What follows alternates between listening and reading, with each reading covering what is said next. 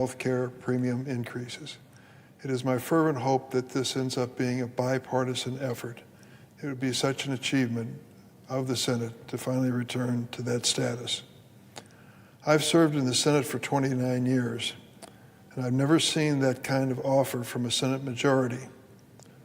During the historic roll call last night, I walked across the aisle and met with Senator John Thune, the Republican leader. I told him that I was counting on him to keep his word on this agreement. He assured me he would. The fate of this effort depends on both the Senate and the House of Representatives.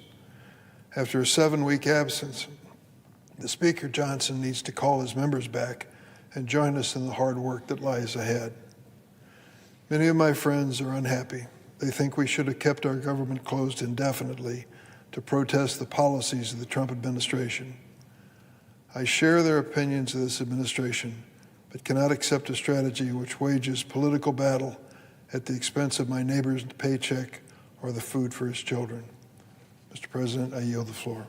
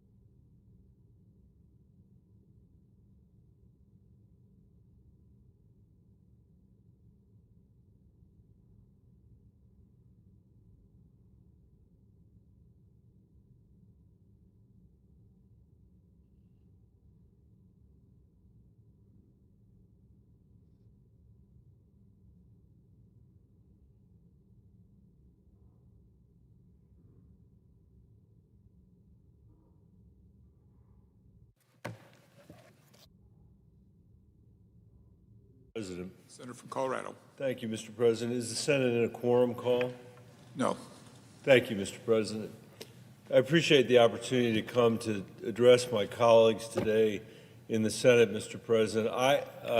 During the course of this shutdown, what has now become the longest shutdown in American history, there are a lot of people around the country wondering about what has been at stake in this debate and in this argument. And I think with every day that has gone by, it has become clearer and clearer what is at stake. I have heard my Republican colleagues, including the leader of the Republican Party in the Senate, come to the floor to say over and over and over again that not a single Republican in this chamber, not a single Republican in the United States Congress voted for the Affordable Care Act when we passed it in 2010.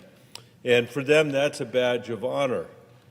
That's a badge of honor that they recall from the last extensive debate we had around here about health care. And I deeply regret the fact that they are so proud of not having voted for the Affordable Care Act. It's true, there was not a single Republican in the Congress that voted for that bill. And that bill was far from perfect, I'll admit that.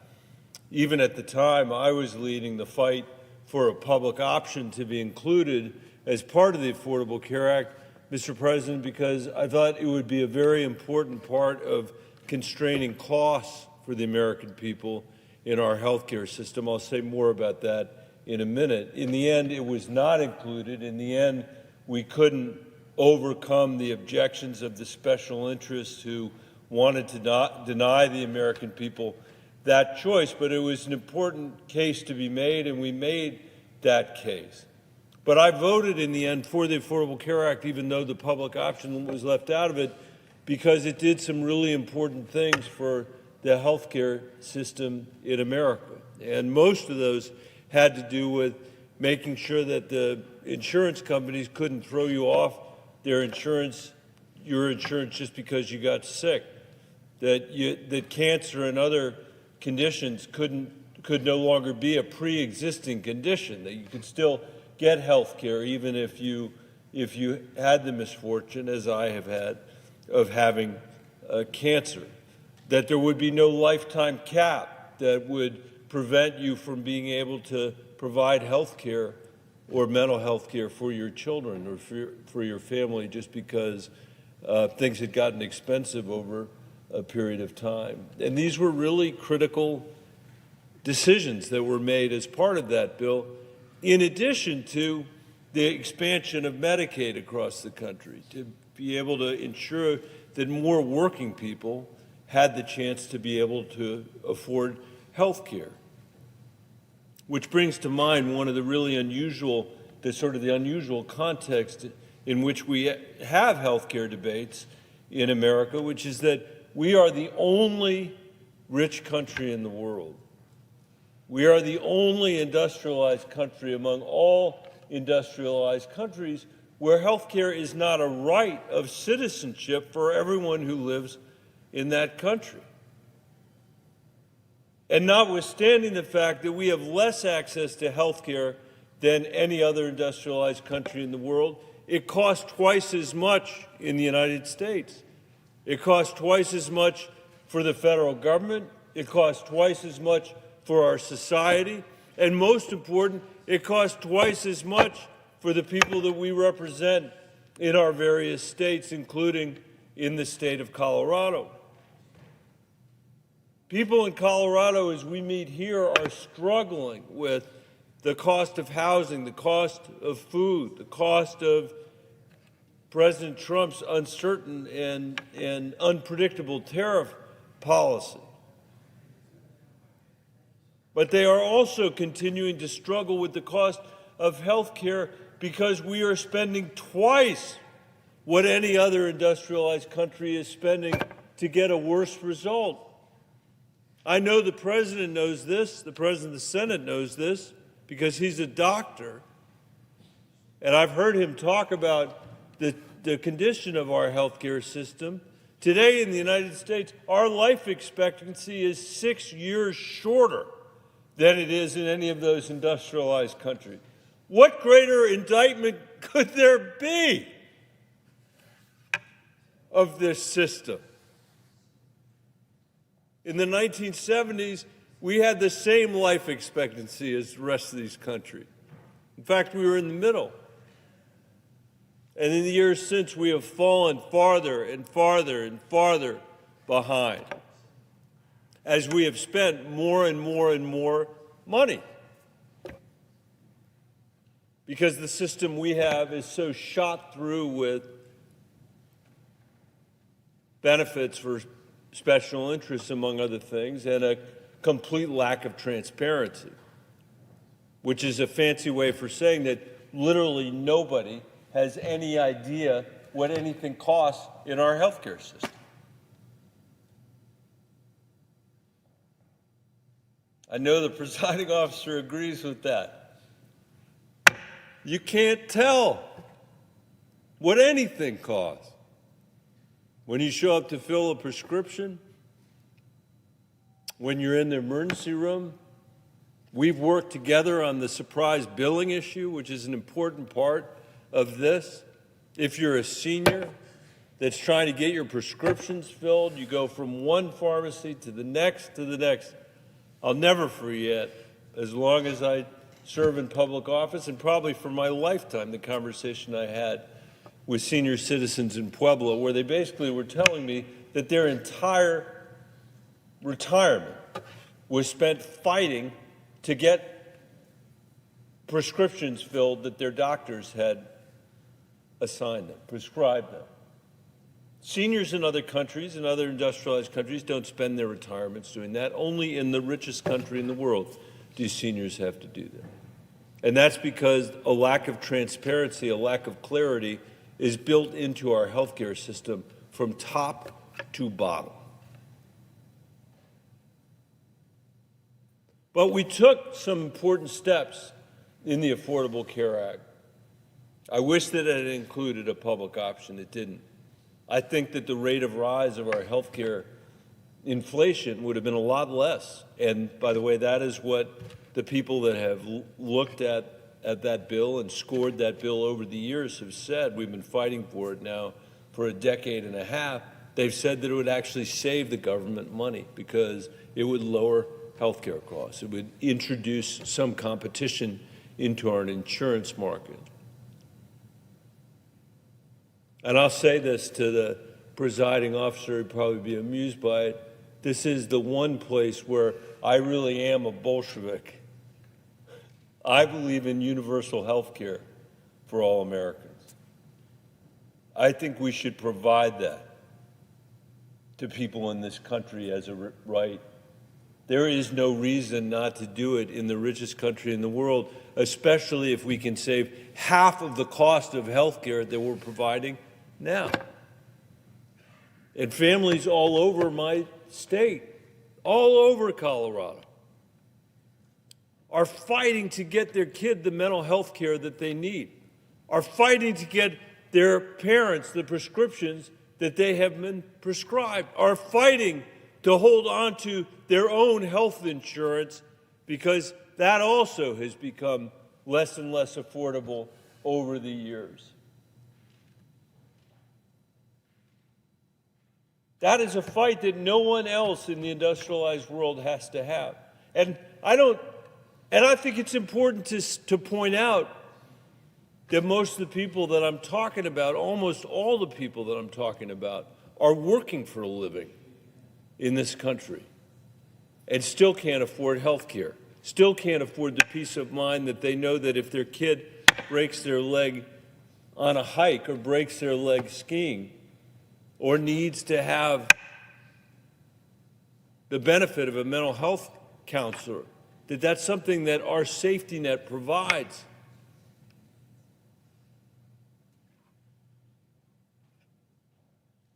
Because health care should be a right. It is a right. And whether you get it or not shouldn't be determined on how wealthy you are or where you live, Mr. President.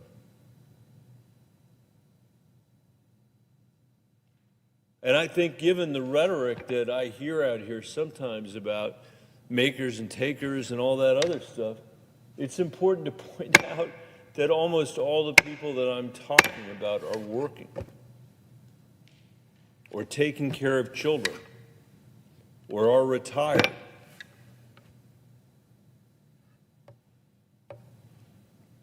We should have a universal health care system in this country.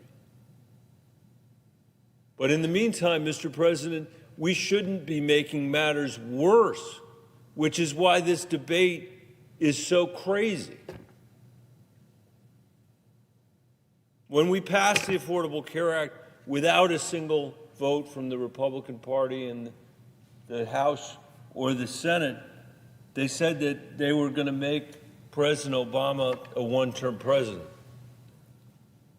They said I was going to lose my Senate seat. In fact, I was asked on national television whether I would lose my Senate seat as a result of my vote on the health care bill, and I said, if that's the cost of being here for that period of time, it's worth it.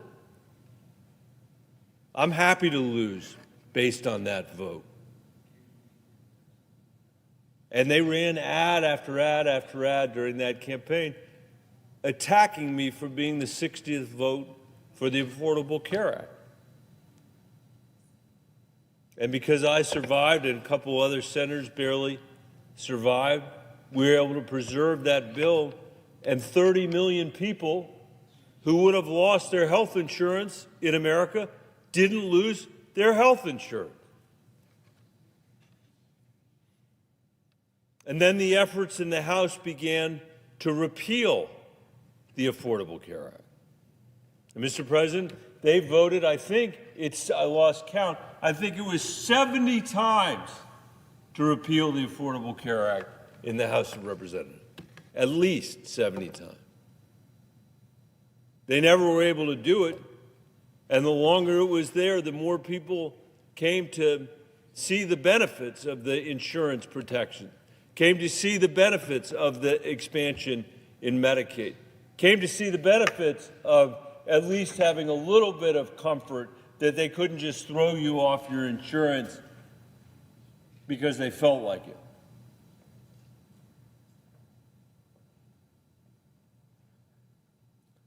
And now we have found ourselves in a debate related to the tax credits that so many Americans rely on to make the insurance just a little bit more affordable. I wouldn't say affordable. I'd say a little bit more affordable. I'd say barely affordable, but somewhat more affordable at a moment when grocery prices are what they are, at a moment when rent is what it is, at a moment when we're dealing with the incredible uncertainty that these tariffs are causing. It would seem the least we could do is not make matters worse. The least we could do is extend the benefit, the tax credit, so it's a little bit easier for people to buy insurance for themselves and for their families. But just like, Mr. President, with the passage of the Affordable Care Act, when not a single Republican supported it, just like when they voted 70 times in the House of Representatives, 70 times to repeal the Affordable Care Act, during this period, this episode, this shutdown, the longest in American history, the Republicans have voted 15 times to take away those benefits from the American people that they're relying on just to make insurance a little bit affordable. And we have taken the position that we shouldn't make matters worse. And, Mr. President, that's why I voted again against the budget that's been proposed by President Trump and the Republicans, because they refuse to extend the tax credits. They refuse to make things just a little bit better for the American people. I can't say I'm surprised by the position. Who could be surprised? After a vote on the Affordable Care Act where nobody joined it, all those years of voting to repeal it, running to make President Obama, they said, a one-term president. And now the vote, day after day after day, to not provide the American people the benefit of those tax credits. And before this debate closes, I just want to say again, Mr. President, that the current system is in dire need of help. The American people are hanging on to their fingertips when it comes to the cost and availability of health care. There is no rich country in the world that doesn't have a universal system of health care. There is no rich country in the world that doesn't routinely supply access to doctors and primary care, access to mental health care for families and for kids, prescription drugs that don't cost an arm and a leg. It is not a pain point for those people in the different phases of their lives, much less a pain point every single day, which it is for the people that I represent in Colorado.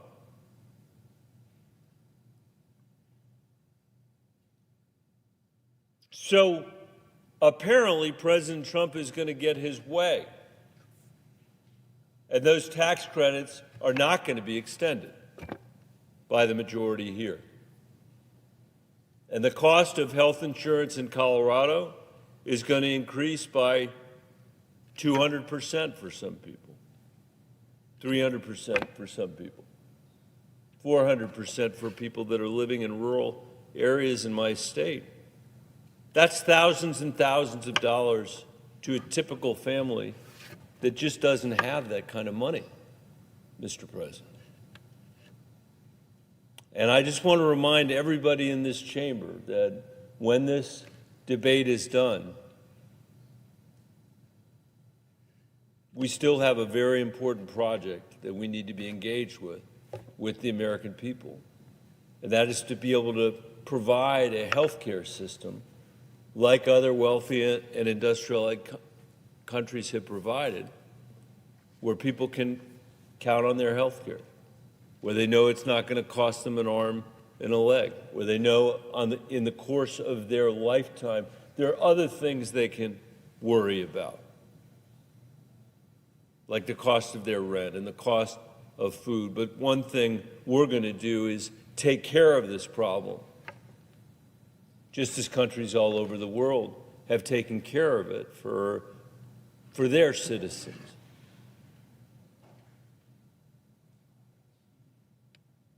I wish I could say that the politics around health care have gotten better over the years that I've been here. They really haven't, Mr. President. But I think that the debate that we have had in this moment is going to serve to clarify who's fighting to try to make this system better for the American people and who's not. I guarantee you this, as long as we have President Trump and the White House and a majority of the Republicans in this chamber, we will never have political leadership that's fighting for universal health care, that's fighting for a public option that can be available to every single family in America. By the way, that's my proposal. It relies on everybody in America to make the best choice for their family. It's not something that would be imposed from here. It'd be the chance for every family to say, you know what, I'll stay with the private insurance I have, or that's run by Medicare, where I know I'm going to have access to mental health care and health care for my family in a predictable way. And I'll just close. I can see my colleague from Massachusetts. I'll close by saying my heart especially aches for young people across this country, the people the age of my own daughters. I had a young woman ask me the other day, a recent graduate of Western State in Gunnison, Colorado. She said, "I'm coming off my parents' insurance when after I'm 26. You'll remember we put that in the health care bill. Before that, there was no opportunity for people to stay on their parents' insurance. We did it. We said you get to stay on until you're 26. But then she said to me, Senator, what am I supposed to do? Take 2 or 3 jobs to pay for my health insurance when I have to come off my parents' insurance? And I said, that is exactly the right question. That is a question that 26 and 27 and 28-year-olds are not having to ask in any other industrialized country in the world. Only in the United States of America are we running a system where young people in their 20s have to decide between health insurance and their rent, or health insurance and food, or health insurance and the ability to put some money away to save for a house. And we should change that. I believe strongly that if we ever get to the point where we're expanding Medicare in this country, we should do it for the younger kids that are in their 20s first, because they've done absolutely nothing to design the system that they're inheriting. Mr. President, with that, I yield the floor.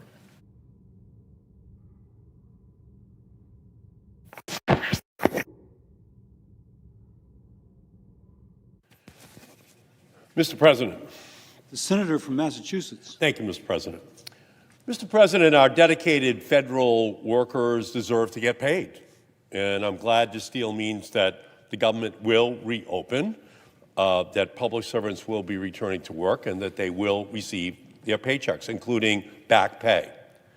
And I'm also pleased that this deal will prevent Donald Trump from further delaying SNAP benefits for hungry children, senior citizens, and families, using hungry people as political pawns, which is what Donald Trump has been doing, is disgusting.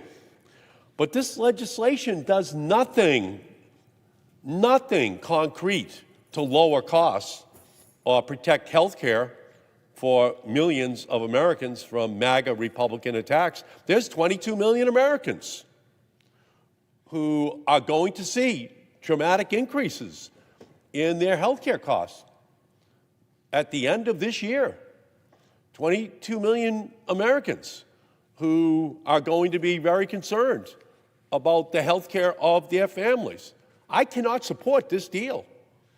I cannot support a deal that does not say to those 22 million American families, including 337,000 of them in the state of Massachusetts, that we have not been able to reach an agreement here because Republicans refuse to come to the table to talk about their health care costs that are about to skyrocket, and for many of those 22 million families, skyrocket out of the ability of those families to even have health insurance.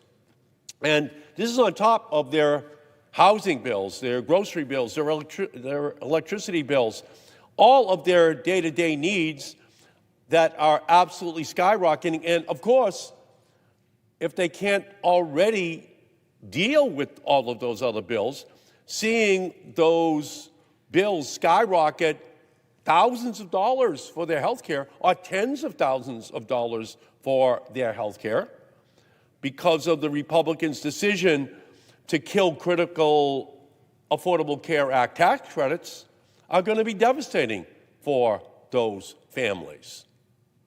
I have one constituent, Jeff from Natick, who right now, because of the health care tax credits, has a $30,000 bill for his stage 4 cancer drugs, lung cancer. If they expire, his bill is $300,000 a year. That's what we should be debating out here. And by the way, there are 22 million stories just like that that are about to hit American families.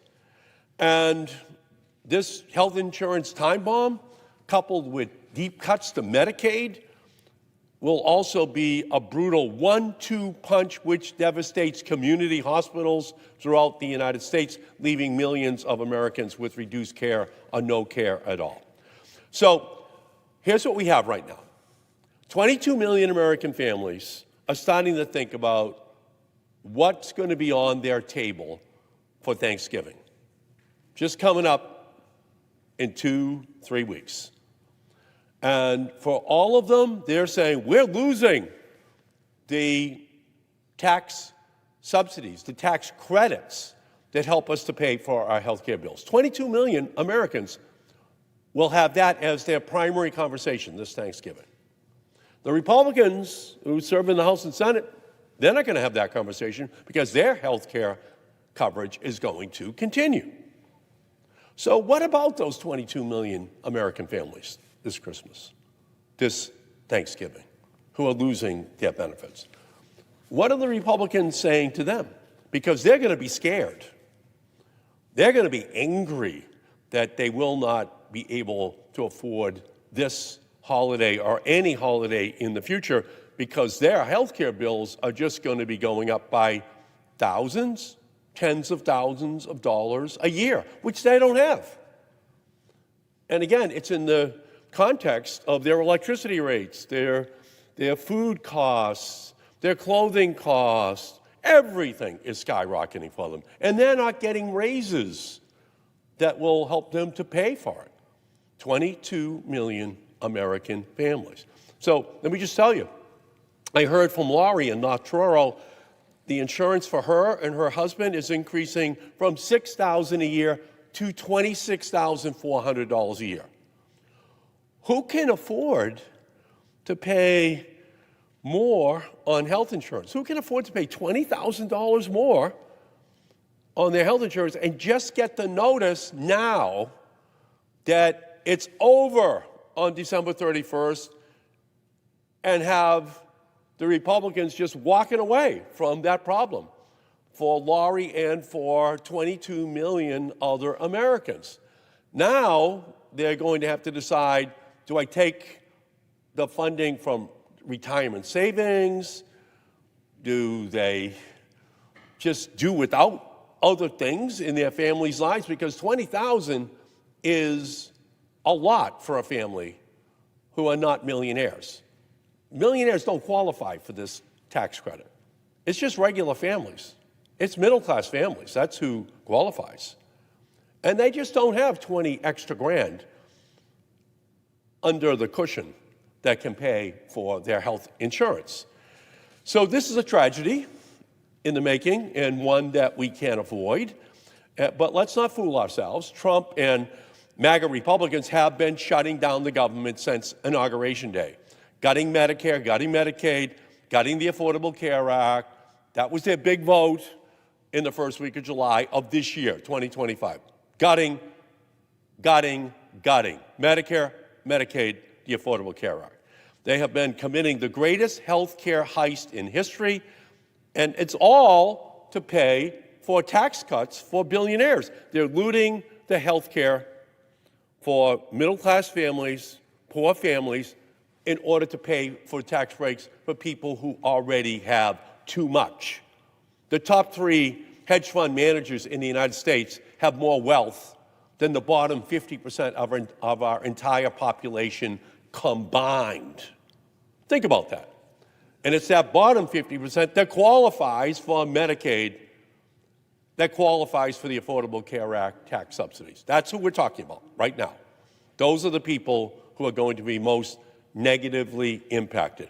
And the American people want us to stop this health care heist. They don't want Democrats to be driving the getaway car with all of those tens of billions, hundreds of billions of dollars, which will just be transferred into the bank accounts of the wealthiest people in our country. So we should just be fighting for transformative policies to fix our broken healthcare system, bring us back from the brink of this crisis. That's what the American people want us to do. That's what they want us to fight for. And even when it's hardest, even when we're in the darkest moments, we have to remember what we are fighting for. A better future is still possible. One where one missed medical bill won't lead to bankruptcy. A future where families don't have to choose between a prescription and a meal. A future where malignant corporate greed in our healthcare system that shutters hospitals and endangers patients. A future where universal healthcare is taken for granted and not taken away. A future where families can afford their healthcare and their rent and their electricity bills and childcare and to save money for college or vacation or retirement. That is the future that we should be fighting for.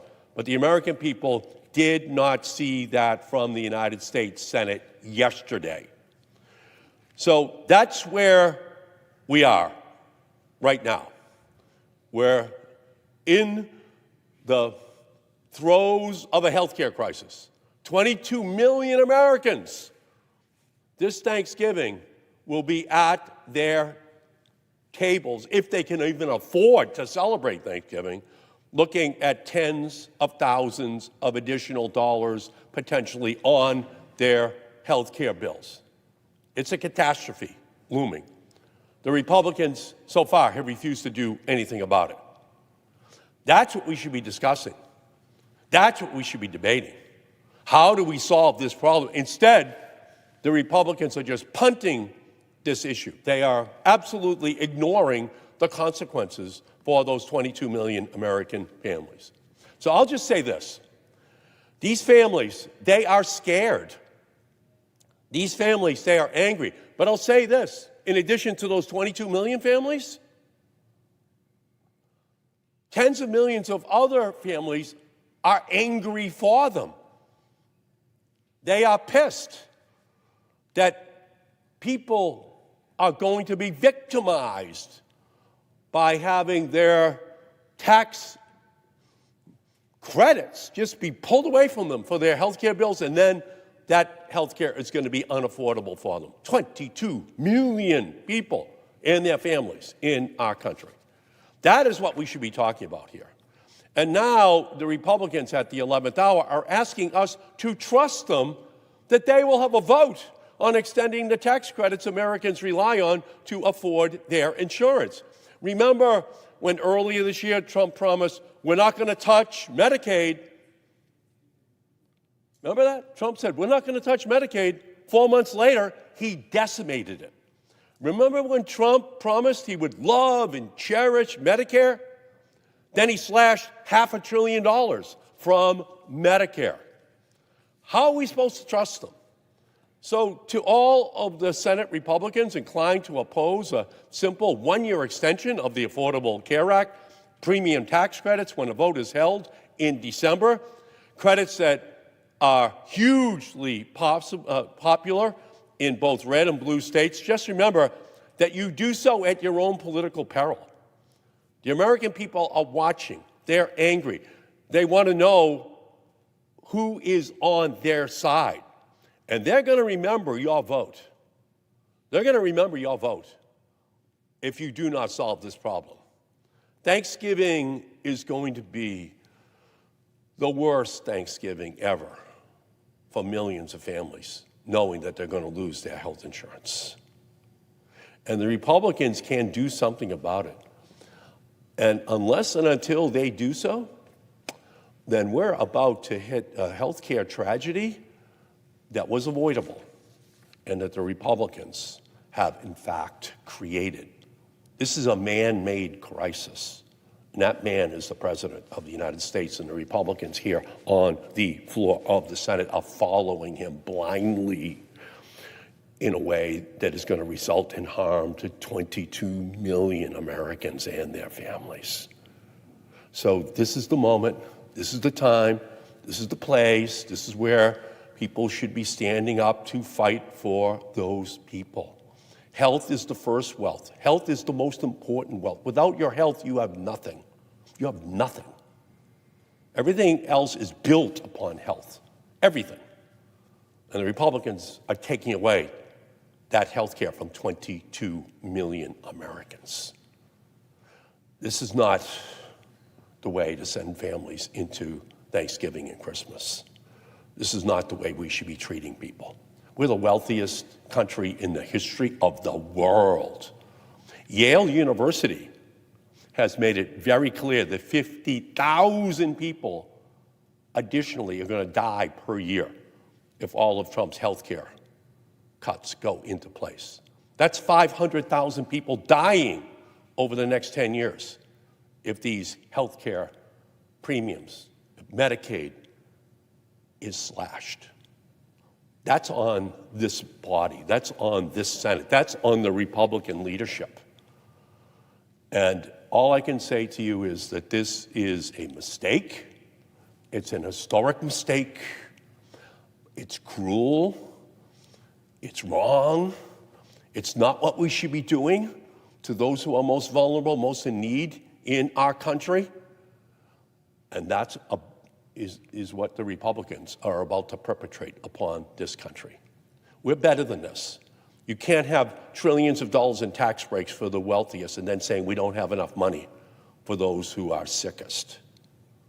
You only have room for a tax break after you've taken care of the sickest people, the people most in need of health care in our society. That's when you have room for tax breaks for billionaires. The Republicans are doing just the opposite.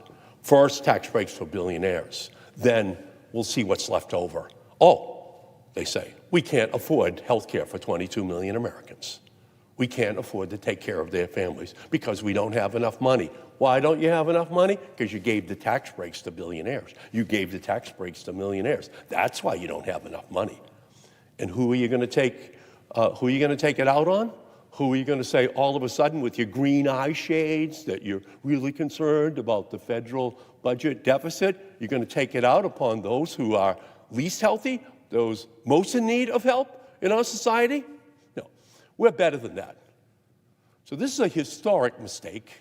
But just remember, the Republicans have always harbored an ancient animosity towards Social Security and Medicare and Medicaid and the Affordable Care Act. They voted against all of those programs. And now with Donald Trump, they have an ability to gut them.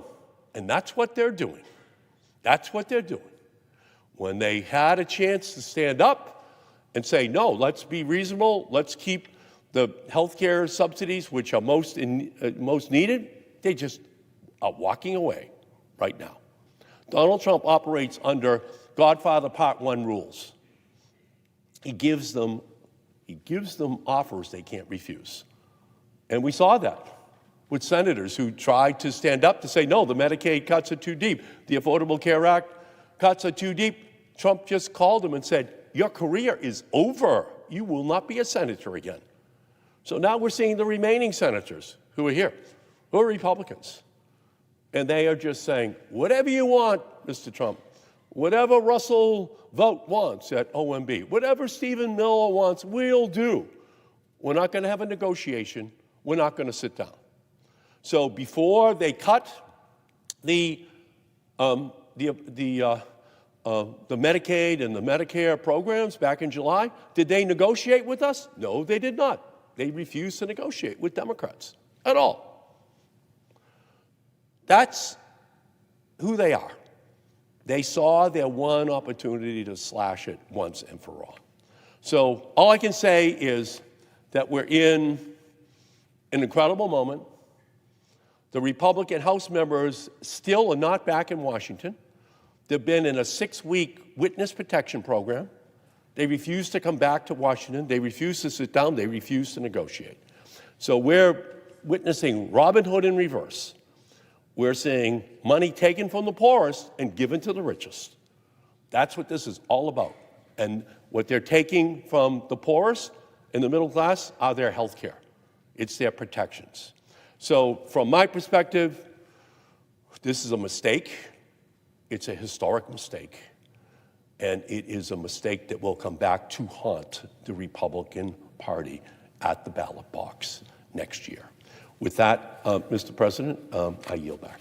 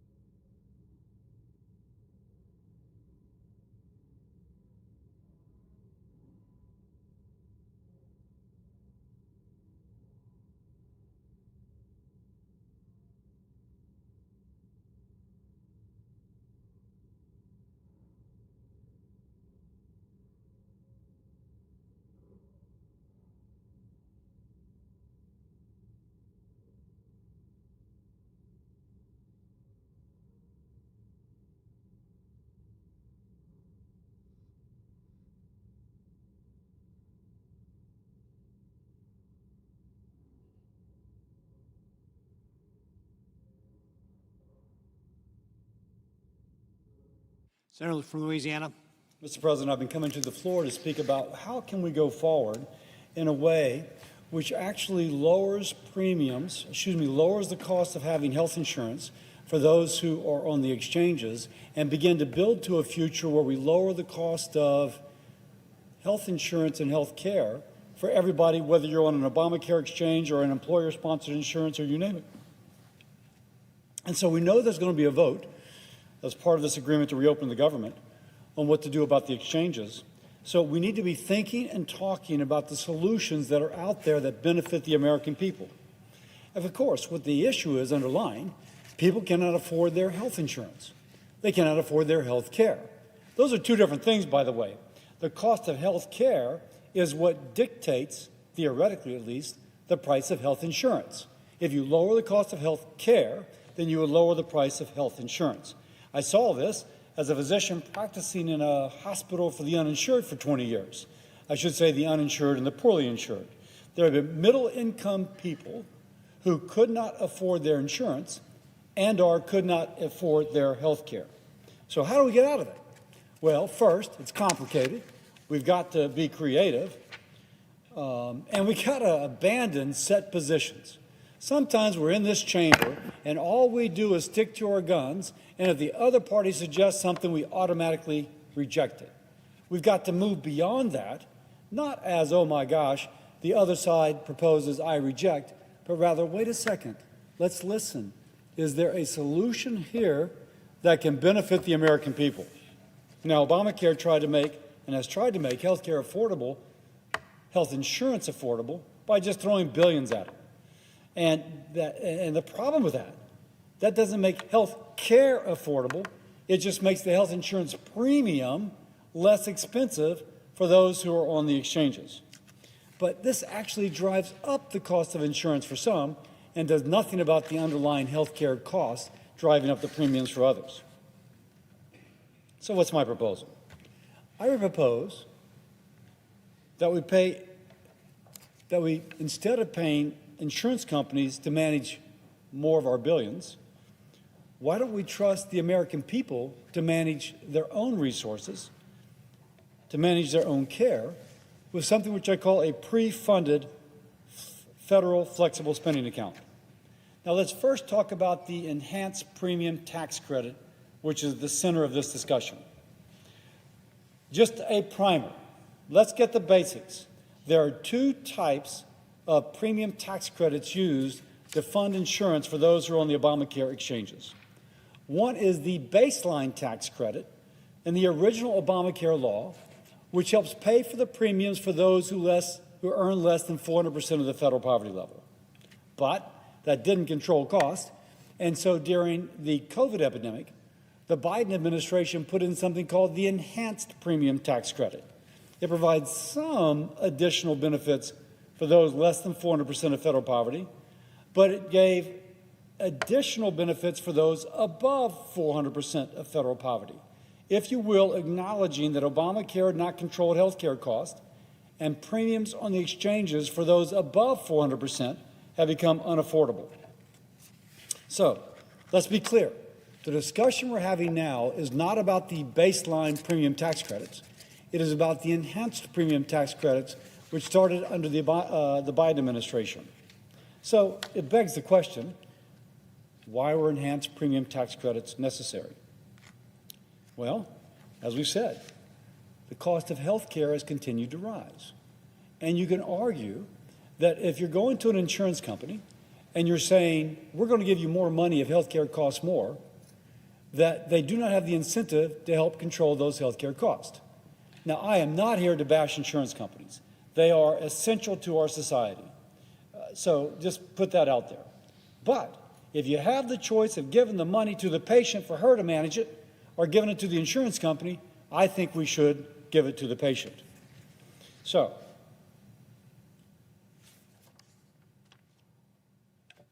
the question is, can we put in programs that lower the cost of health care? How long will they take effect? And what do we do in the interim?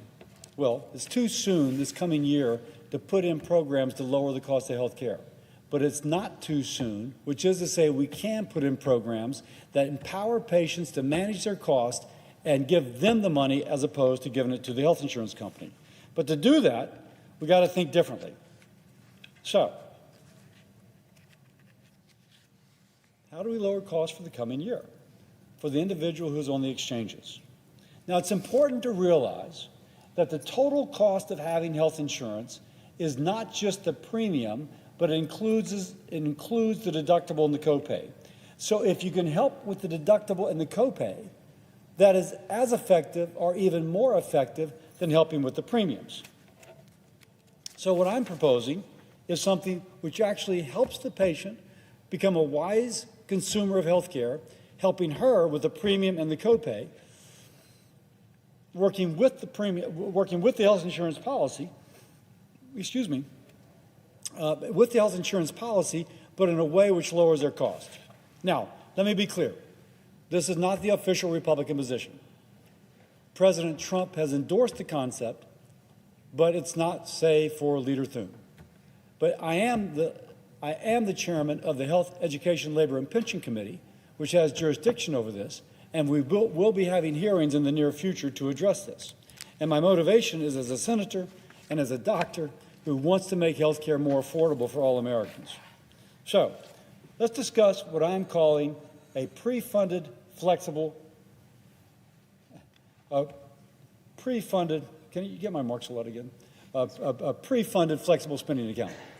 So first, here's what we currently have: an enhanced premium tax credit, which is going to take $26 billion next year and give it to insurance companies to tell the patient what she can buy and what she cannot buy. Now, I have a typo here, and I fixed it yesterday, but I got to fix it once more. 20% of the money, 20% of the $26 billion going out the door to help pay for insurance premiums actually will go for deductibles, will go for profit and overhead of the insurance company. So let me just change this right here. Again, I had a typo yesterday, I have a typo today. 20%.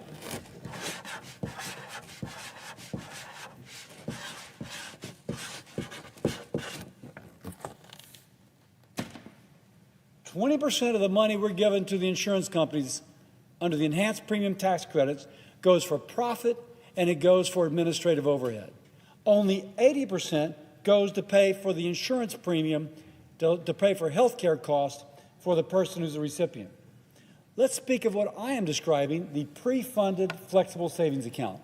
Pre-funded because you take the enhanced premium tax credit, instead of giving it to the insurance company, you give it to the individual and her family through a flexible spending account.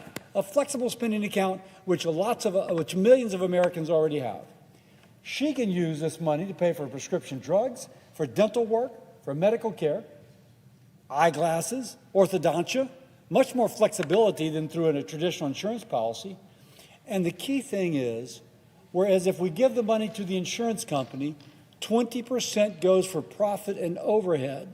If we give it to the patient, 100% goes to health care that she needs. 100% goes to her family's health care needs.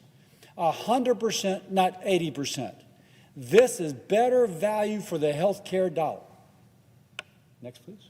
Oh, I'm sorry. Do I have another slide or not? I have to stand on this floor. Now, who would get it? Every eligible American citizen on the exchange would receive a pre-funded flexible spending account equal in value to the enhanced premium tax credit they would have received had the money gone to their insurance company. It doesn't pay for insurance premiums, but it pays for the actual health care that they actually need. Now, I'm pleased to say, next slide, President Trump has tweeted in support of the concept. Now, of course, I'm pleased to be aligned with the president on this. He says he recommends that instead of giving hundreds of billions of dollars, and this is President Trump's rhetoric, to money-sucking insurance companies, the money should be sent directly to the people so they can purchase their own much better health care. Notice the caps. That is a President Trump tweet. I'm pleased to be aligned with the president, But for my Democratic colleagues that want to guarantee that whatever we pass will get a vote on the floor of the House of Representatives, this is effectively a guarantee that if we pass a program like this, it can get a vote on the floor of the House of Representatives. If the president asks Speaker Mike Johnson to bring it up for a vote, Speaker Johnson will. So if you're just thinking, just imagine, my Democratic colleagues, how do we get something that 100% of the money goes for real health care? It doesn't go to insurance companies where 20% goes for profit and overhead. It's a system already used by millions of Americans. And may I say, it all but guarantees to get a vote on the floor of the House of Representatives. This tweet gives them that assurance. Now, some immediately began to criticize the president, assuming that he was going to take all the money going for health insurance premiums and put it in one of these flexible spending accounts. That's not true. Go back to what I said earlier. We only are talking about the enhanced premium tax credits, which would pre-fund this flexible spending account. We are not talking about the baseline premium tax credits that are part of the original Obamacare article. By the way, Republicans want people to have coverage. This doctor who used to take care of the uninsured wants people to have coverage. Now, the more I've discussed this, and this is the fourth or fifth time I've given this talk, I'm pleased to say that some of my Democratic colleagues are saying, hey, we can talk about this. Not quite there yet, but I see the wisdom of it. I'm willing to move forward with it, and I thank them for that. I want everybody in the Senate to put aside their prejudice, which sometimes is that if one side proposes it, it must be wrong. And I'll say to my Democratic colleagues, what I am proposing with the pre-funded flexible spending account is actually more closely aligned with how the original authors of the Affordable Care Act wanted that legislation to be implemented. I find it ironic that some of my Democratic colleagues are rejecting something which is closer to the original bill. But I think they're rejecting it in part because of misunderstanding, lack of knowledge, and maybe for some because a Republican is proposing. Put that trench warfare mentality behind you. Think about it. Could this be better for the American people? Can this accomplish the goal of making the possession of health insurance and paying for my family's health care more affordable? Now, for those who think this is too complicated, let me say that 72% of Americans who get their health insurance through a federal employer, a state employer, a local employer, 72% of us have a flexible spending account. My family and I have a flexible spending account. 47% of Americans who are in private insurance have access to a flexible spending account. Doesn't mean they take it, but it just means they have access. Millions of Americans are already using flexible spending accounts. What I'm proposing, let's just give the same option to people who are on the individual exchanges. Now, and by the way, let me just make the point. My wife and I, our family, we are on the Obamacare Small Business Exchange. Everybody in Congress is on a Obamacare Small Business Exchange. I am getting my flexible spending account through an exchange. All we're saying is open up the window just a little bit to allow those who are on the individual exchanges to likewise access that which I am getting through the Small Business Exchange. This merely extends what is current law for some people on their health plan to extend it to those who are within the individual exchange. The federal government can take the laws, the tools, the vendors, the department it is already using and implement a pre-funded flexible spending account for those on the individual exchange. Why is that important? Because that can happen for plan year 2026. I'm asked, well, what are we going to do about the people next year? This is about next year. How can we help those folks signing up for insurance right now for 2026? This brings them benefit right now for 2026. Now, let me now kind of go through the differences between the enhanced premium tax credit and a federally funded flexible spending account. And this is kind of the money chart, if you will. If you're with me in concept that maybe this could work, hopefully, I can convince people who might be watching, my Democratic colleagues who might be listening, to give power to the patients instead of giving enhanced premium tax credits to insurance companies. Okay, who gets the money? Under the enhanced premium tax credit, the insurance company gets the money, and 20% of it goes for overhead and for profit. Under the pre-funded flexible spending account, a patient and the family controls the money. What can it be used for? The enhanced premium tax credit, it can be used for insurance premiums. Under the pre-funded flexible spending account, it can be used for real care, if you will. Dental visits, physician visits, eyeglasses, prescriptions, orthodontia. It has more flexibility than the traditional insurance policy has. Who makes the decision? Well, the golden rule. He who has the gold makes the rule. Under the enhanced premium tax credit going to insurance companies, the insurance company makes the decision. They decide what care you have, where you get it, and how much you are charged. When you have a pre-funded flexible spending account, the patient makes the difference. The patient makes the decision. She decides where the dollars go. I always use the feminine because women make 95% of healthcare decisions for themselves, their family, for their spouse, for their boyfriend. I always chuckle. Guys are the stupidest thing in the world when it comes to their healthcare. Maybe a couple other things. But the people that care about this are typically women, and so I speak to her. And does it lower cost? Under the enhanced premium tax credit, there's really minimal incentive for the insurance company to attempt to lower cost. So therefore, as costs go up, so do premiums. On the other hand, under a pre-funded flexible spending account, you empower patients to shop, which drives competition. One example, I was once stopped on the street by someone who had seen one of my talks, and she goes, "You talked about using cash or using my flexible spending account or using my health savings account to buy something." There was a MRI order for my son's shoulder. My deductible was $5,000. The MRI was going to cost $2,000. I was going to have to pay $2,000 for my son's MRI of his shoulder. And I said, "Wait, do you have a cash price?" "Oh, well, your cash price is $600.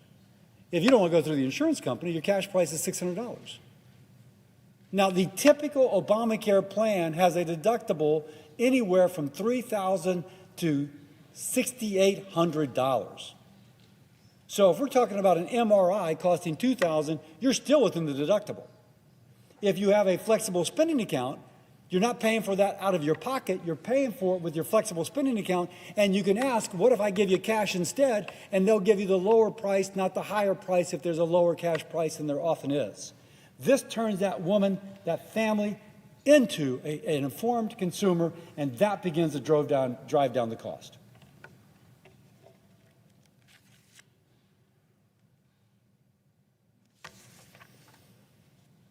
This is the essence of giving power to a patient. The patient picks the best deal for her health and the best deal for her family's pocketbook. The pre-funded flexible spending account doesn't treat someone like a dependent of the federal government. They treat them like somebody who can make wise decisions for themselves and empowers them to make wiser decisions than the insurance company itself can. Now, some will ask, how much money does it cost? The first year, depending on how we structure it, it might cost just as much as our enhanced premium tax credits. Why? Because we're going to take the amount of money that would go for the enhanced premium tax credit and put it into a pre-funded flexible spending account. My Democratic colleagues should like that.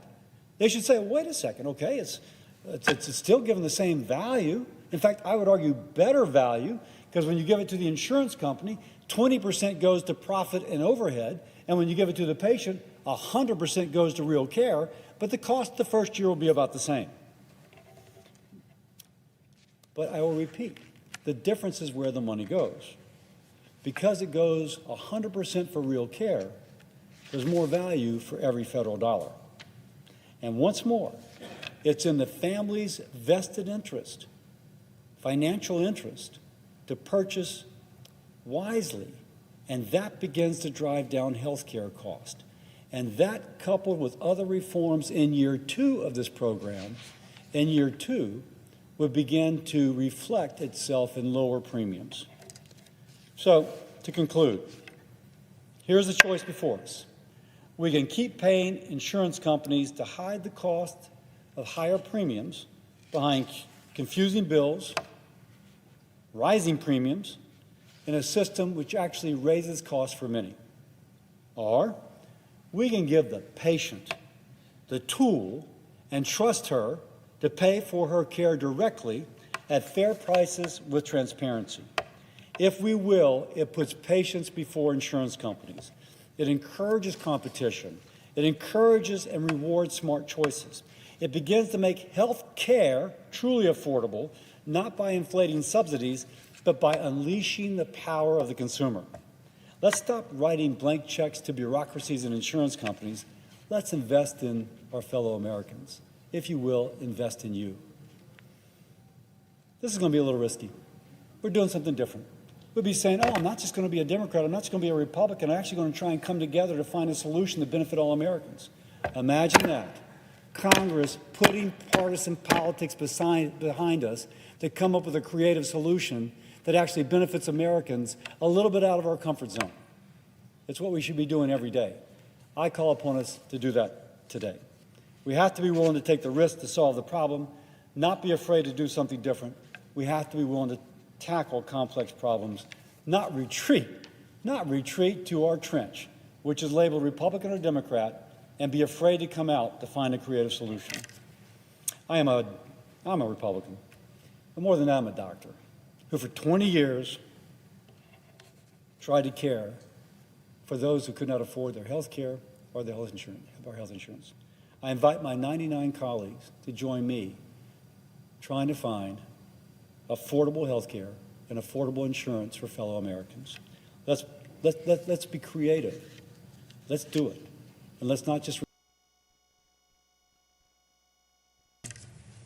I'm a Republican, but more than that, I'm a doctor who for 20 years tried to care for those who could not afford their health care or their health insurance. I invite my 99 colleagues to join me trying to find affordable health care and affordable insurance for fellow Americans.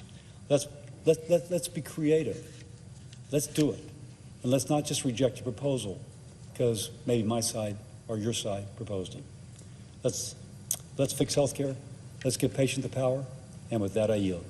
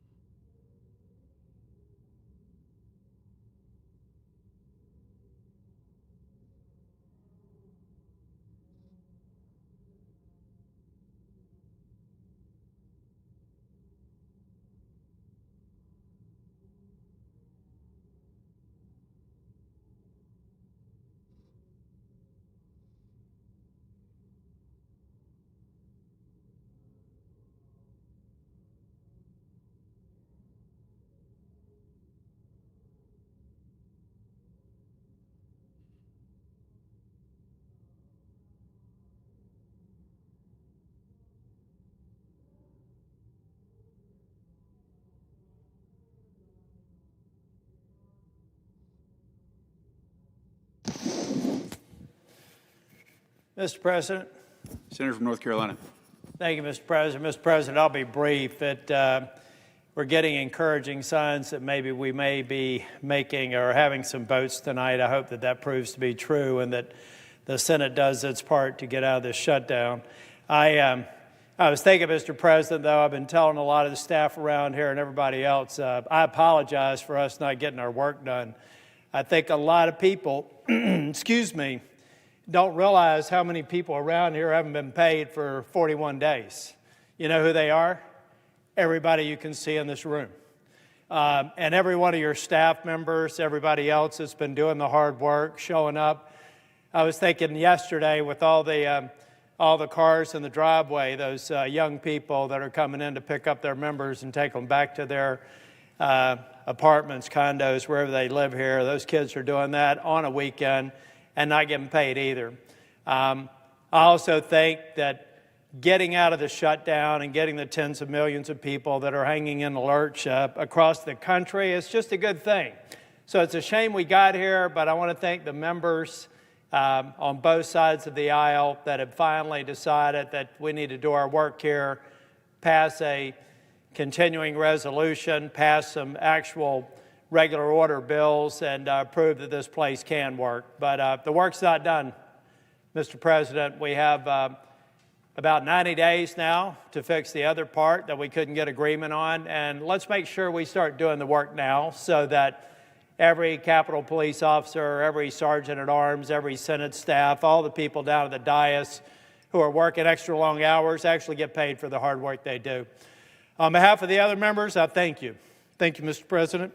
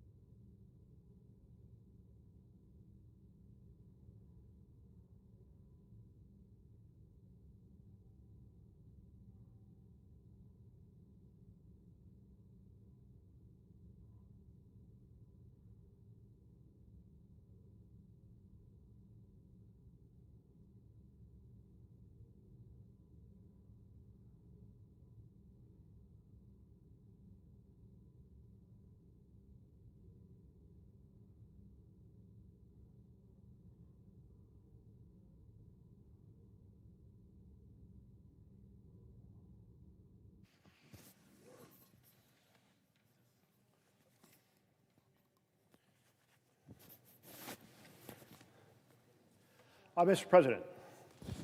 To recognize the senator from Oregon. Mr. President, during the course of tonight's debate, we'll be voting on whether to table an item in the amendment lineup in order to submit an amendment that would ban pocket rescissions. Well, that's a fancy name. What does a pocket rescission mean? It means the president can steal the power of the purse from Congress, which is assigned to Congress in the Constitution, by submitting a proposal to undo spending for a program in the last 45 days of the fiscal year.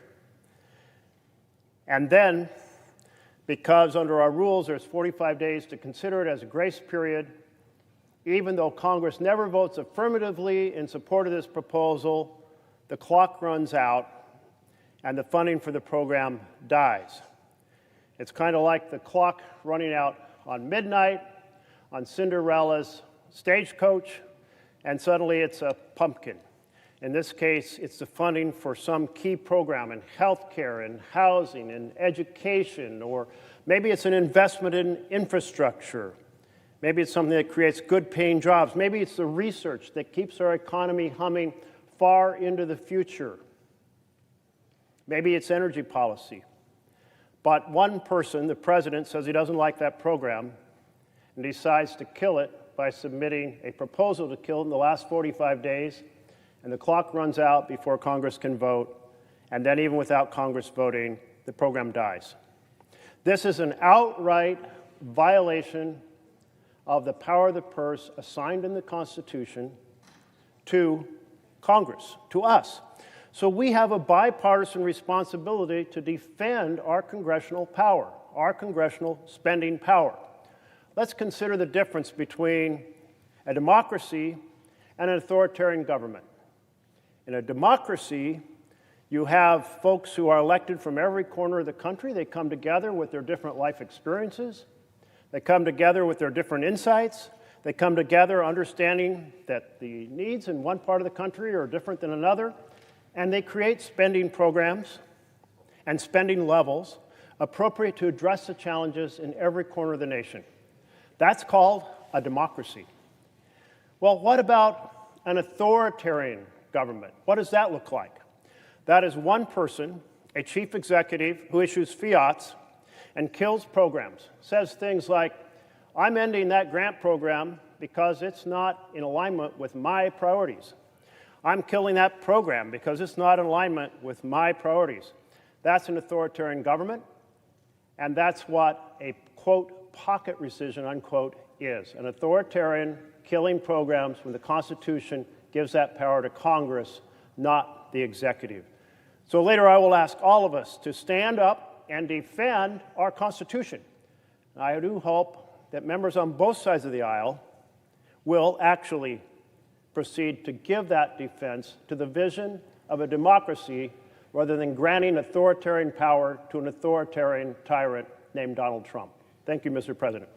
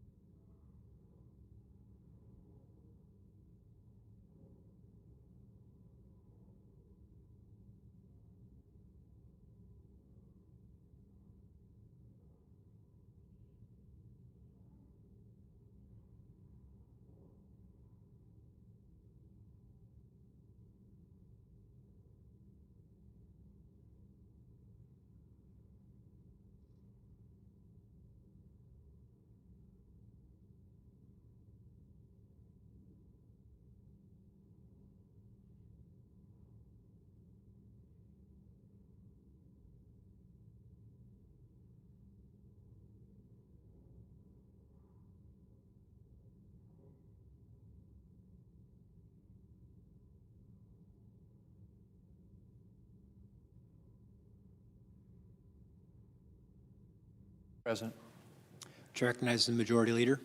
Mr. President, I ask unanimous consent that following the remarks of Senators Murray and Collins, the post-cloture time be expired and the Senate vote on adoption of the motion to proceed. Further, if agreed to, and following recognition of the Majority Leader, it be in order for Senators Baldwin, Sanders, Slotkin, and Merkley to speak for up to 5 minutes each prior to a Baldwin motion to table and a Merkley motion to table if made. And following the disposition of that vote, if it's not agreed to, Senator Paul be recognized to speak for up to 9 minutes. And the Senate then vote in relation to the Paul Amendment number 3941. Further, following disposition of the Paul Amendment, the Senate vote on the motion to invoke cloture on the Collins Substitute Amendment number 3937. And if cloture is invoked, all post-cloture time be expired. The pending amendments other than the Collins Substitute be withdrawn, and the Senate vote on adoption of the Collins Substitute Amendment. And if adopted, the Senate vote on the motion to invoke cloture on H.R. 5371 is amended. Finally, if cloture is invoked, all post-cloture time be expired. The bill is amended to be read the third time, and the Senate vote on passage of H.R. 5371 is amended. And if passed, the motion to reconsider be considered made and laid upon the table with no intervening action or debate, and the mandatory quorum calls be waived. Is there an objection? Without an objection, so ordered.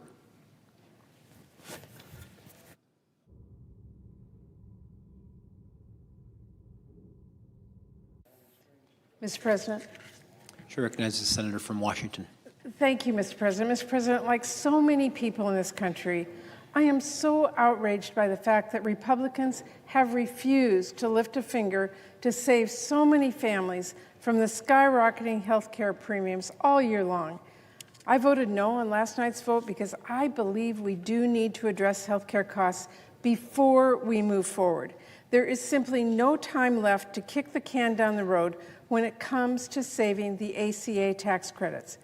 We are already 10 days into enrollment, yet we have Republicans saying, why should we stop premiums from skyrocketing when we never really wanted lower premiums in the first place? We have Republicans talking about going back to the good old days of high-risk pools, which meant people with cancer could not get health insurance. We have Speaker Johnson bragging that Republicans strengthened health care by making the biggest cut to Medicaid in history. That's like saying you strengthened a ship by throwing the passengers overboard. And when Democrats offered a clean, one-year extension of the tax credit, which is truly the most straightforward and common sense thing we can do for people facing gigantic premiums hikes this year, Republicans said never, ever, ever, ever. They called it, quote, political terrorism. And to really put a fine point on it, they fired up the old bad ideas machine to try and find a new way to repeal the ACA. Republicans have gone from saying nothing about health care costs all year long to saying later, later, later, even after we are over a week into open enrollment and wasting every bit of time we had for real negotiations. Then, incredibly, Republicans started saying, let's scrap the Affordable Care Act altogether. Let's end protections for pre-existing conditions. By refusing to work with Democrats on a solution before open enrollment started, Republicans have already pushed millions of Americans off the health care cliff. The only question was and is, could we throw them a rope back up? Could Congress get something done and stem some of the bleeding Republicans already caused? Yes, by passing a clean one-year extension of the ACA tax credits. But right away, Republicans said they wouldn't even consider it. I believe that we should keep pressing on that fight, as time is of the essence and the clock has nearly run out. The reality is there is a point where it will be too late to make a meaningful difference on the health care premiums. And I don't believe there's some magical date set in stone, but Mr. President, that's coming up pretty fast. It's pretty much now or never, and Republicans are essentially saying never to stopping the worst of the mega health care hike. Now, here's the important thing. This fight is not over. Far from it. Because I and many of us have no intention of letting Republicans off the hook. No one should doubt for a single second who is to blame for the skyrocketing health care costs, Republicans and Republicans alone. When families across America are paying the price that they will see for Republican inaction every month, I'll make sure every single one of them remembers the same Republicans who did everything in their power to make tax breaks for billionaires permanent, refused to even negotiate 1 year of health care tax credits for working families at a tiny fraction of the cost. Unfortunately, here we are, and it seems clear Republicans are feeling no urgency to act on health care before it's too late, even a quick, simple extension to help families. But, Mr. President, I want to be clear. While I cannot vote for this overall deal today, not when we still need to address health care, I do absolutely support the appropriation bills and CR that we will move forward, which do take meaningful steps to reject drastic cuts and extreme policies pushed by both Trump and House Republicans, and make sure that Congress, not Trump, is in charge of federal spending. It is important that Democrats were at the table on the CR and our first 3 funding bills, and used our spot at that table to fight for hardworking families in America. The difference is clear in the sharp contrast between the bills that were released yesterday and the bills written by the House Republicans and the budget put forward by President Trump. In our bills, Democrats were able to secure real wins for folks back home and fight off painless, senseless cuts and extreme policy. On the CR, we made sure to protect federal workers, both by ensuring that they receive back pay they are owed, something that has been debated extensively, and by reversing the punitive rifts done by this administration during the administration and blocking them from doing more this year.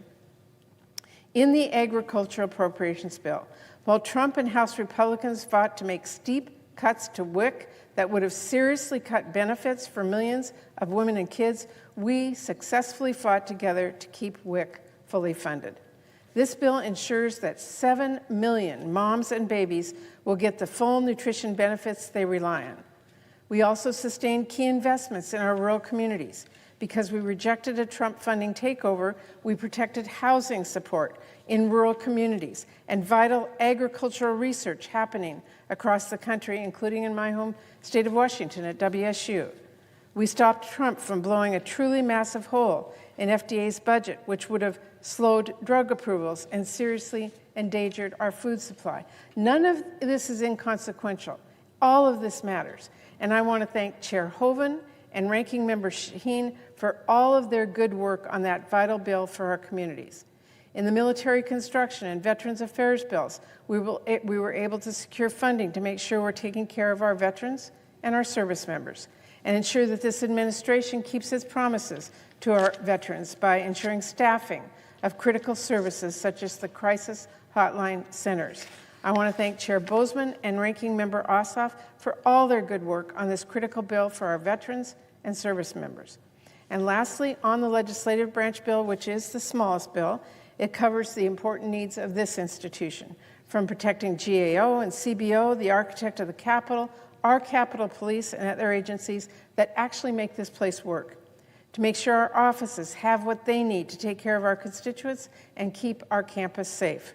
We should all appreciate the hard work that went into completing that bill, and I want to thank Chair Mullen and Ranking Member Heinrich for all their work on that important bill and the critical matters within it to every senator in this chamber.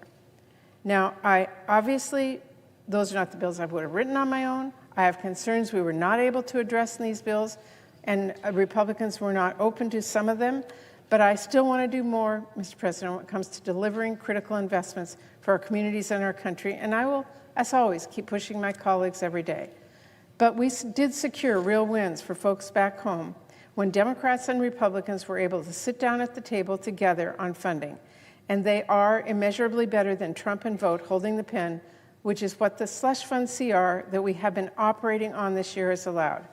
I'm proud of what we have been able to negotiate to protect key programs families and communities rely on, and protect our authority as lawmakers who are here to be a voice for our constituents. I want to emphasize that I really appreciate the work of my counterpart, the senior senator from Maine, Susan Collins, who's done incredible work on all these bills. I want to thank our subcommittee chairs and ranking members and all of our staff who worked hard to put these bills together. And I want to make clear I deeply appreciate the partnership of my colleagues on the Senate Appropriations Committee who've all worked in good faith in these very difficult times and these very difficult negotiations. No matter what, these bills need to get done. And our staff put in late nights, and our chairs and ranking members held countless conversations to compromise and work towards solutions. I hope to continue building on that progress and showing what it does look like when we come together and put families before politics.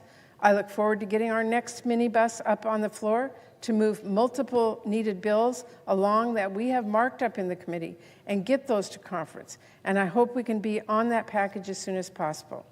I look forward to working with the senator from Maine and working to get those final bills completed so they too can be conferenced with the House as soon as possible. And I want to thank all of our committee members and staffs for their incredible work on these critical bills. We have a lot of work ahead, and I know we can get there. Passing full-year funding bills to ensure that Congress, not Trump or Russ vote, decides how taxpayer dollars are spent. We should never turn the keys over to Trump and his cabinet secretaries, allowing them to make unilateral cuts and to shift funding around however they please. Every day, they prove in a new way how critical it is that Congress assert its authority and rein in their chaos, and I will continue to working to do that on the Appropriations Committee. But I also, Mr. President, need to continue fighting to stop the mega healthcare hike for as long as there is still time left on this clock to fix this. The reality is there is a point where it will be too late to make a meaningful difference. But until we reach that point of no return, we do have to fight tooth and nail to force Republicans to actually work with us on that issue. And because in this package, Republicans have yet to refuse to address the healthcare crisis families are facing right now, a crisis that gets work and harder to fix every single day, I will be voting no. Thank you, Mr. President. I yield the floor.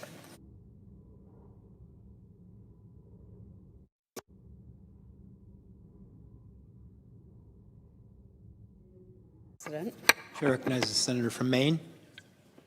Mr. President, this is the 41st day of an entirely unnecessary government shutdown, a shutdown that never should have occurred, a shutdown that has caused tremendous harm to the American people, to our national security, to our entire country, a shutdown that has resulted in federal employees being furloughed, laid off, or forced to work without compensation, a shutdown that is causing enormous uncertainty and stress for families that rely upon the SNAP program for the nutrition that they need, a shutdown that is causing families to wonder,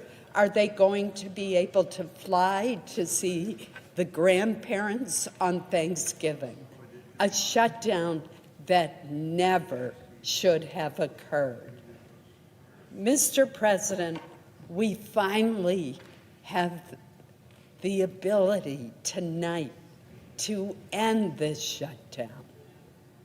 We have put forth the Appropriations Committee working in a bipartisan way with members on both sides of the aisle and in both chambers, a package of bills that includes a continuing resolution that will reopen government immediately once it is passed by this Senate, the House, and signed into law by the President.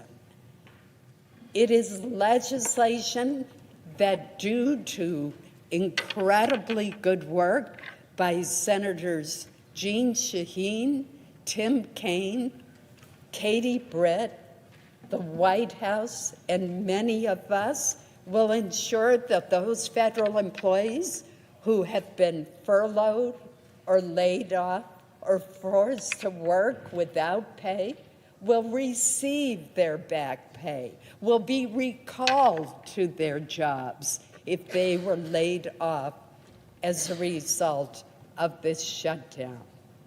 That will make a huge difference federal and the people of our nation. This package of bills also includes three year-long appropriations bills that were passed by overwhelming margins, bipartisan margins, more than 80 votes in each case by the members of this Senate way back on August 1st. These bills are the agriculture bill, the agriculture FDA bill, which Senator Boozman chairs that subcommittee, and it includes funding for the SNAP program, for the Women's Nutrition Program known as WIC, for our farmers, for rural development, for our rural communities throughout this country.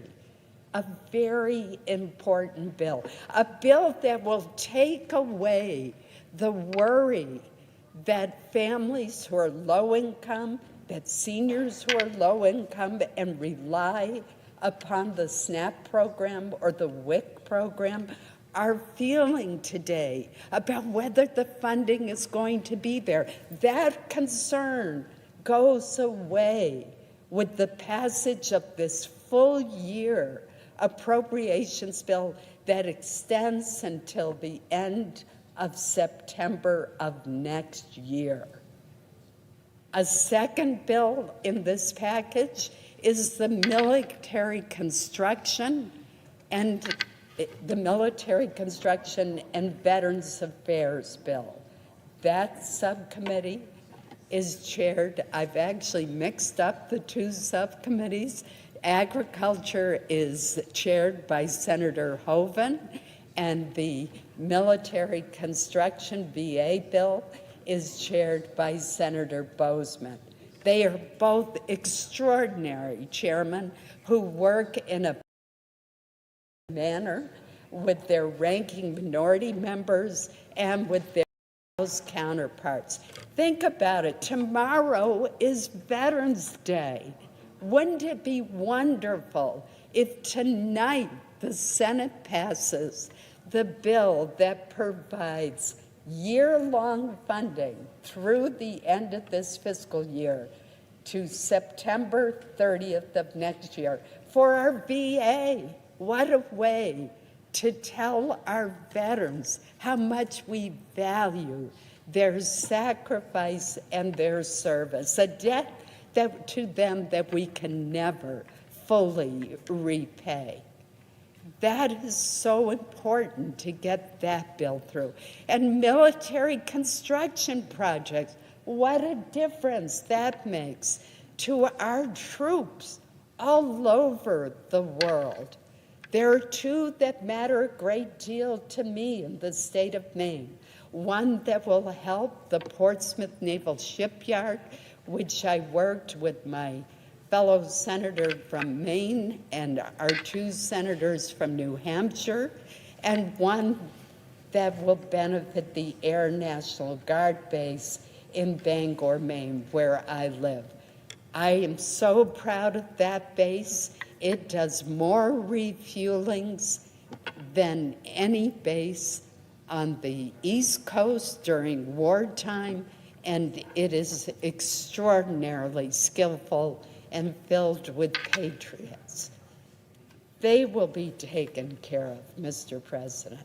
And the third bill is the legislative branch bill. That bill answers concerns that a lot of our members have about security in this increasingly polarized and difficult environment in which we live. Mr. President, and I want to correct any misimpression that has been given by some who have spoken today on the other side of the aisle. The Senate Majority Leader has given a public commitment that he will bring to the Senate floor bills that extend the Affordable Care Act, which unfortunately has turned out to be anything but affordable, but tax credits that allow our lower income and middle income families to afford their much needed health insurance. In many cases, these are individuals who are self-employed, so they do not get health insurance through the workplace. Or they're the employees of small businesses that are unable to provide health insurance, particularly in this time when we're seeing skyrocketing premiums. So as I've said from the beginning, I support an extension of the ACA tax credits, but they need reform. It is wrong that wealthy families qualify for taxpayers subsidized tax credits for their health insurance when they can afford their own health insurance. That was a change in Obamacare that was made during COVID.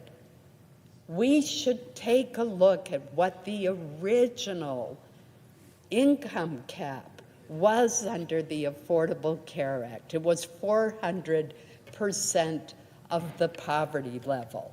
Now, we can decide what it should be, but surely we ought to be able to agree in a bipartisan way that there should be some cap on income so that very wealthy individuals are not able to receive taxpayer-funded tax credits. Let's limit that to those who are in middle income and lower income families. So there are other great ideas that have been raised by our colleagues on how we can reform the ACA to make health insurance more affordable. And I know that the chairs of both the Health Committee, Senator Cassidy, who is a medical doctor, as well as Chairman Mike Crapo from the Finance Committee, have promised to have hearings to take a hard look at this, and we have the commitment of the majority leader to bring these bills to the floor. So it's just not true that we're ignoring this issue. We do need to act by the end of the year, and that is exactly what the majority leader has promised. In addition, he has pledged to bring additional year-long appropriations bills to the Senate floor, and we will be doing that shortly, and that is the right thing to do.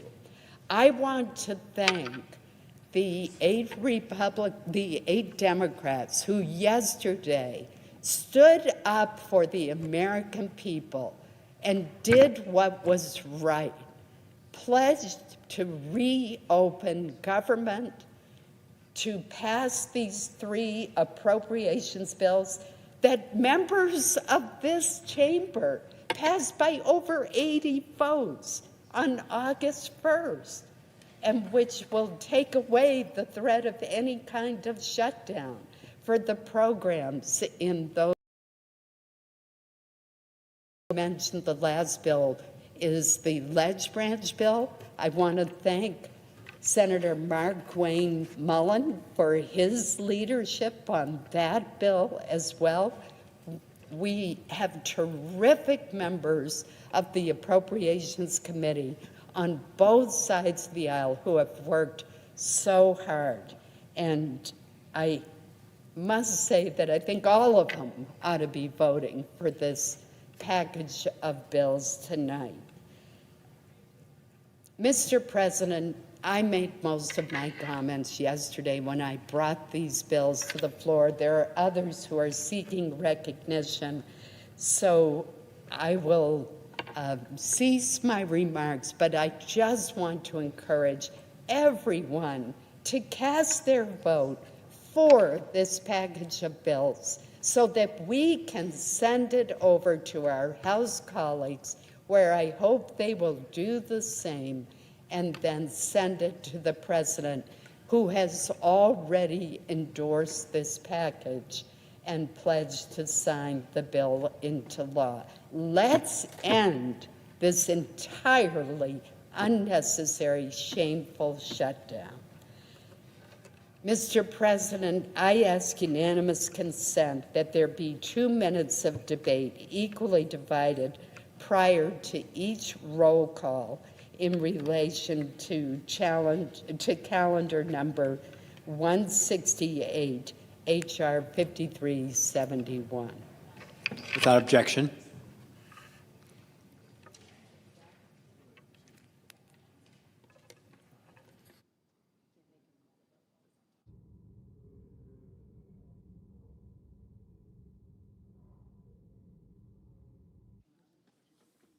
Under the previous order, all post-cloture time is expired. The question is on the motion. President, I request the yeas and the nays. Is there a sufficient second? There appears to be. Clerk will call the roll. Ms. Alsobrooks, Ms. Baldwin,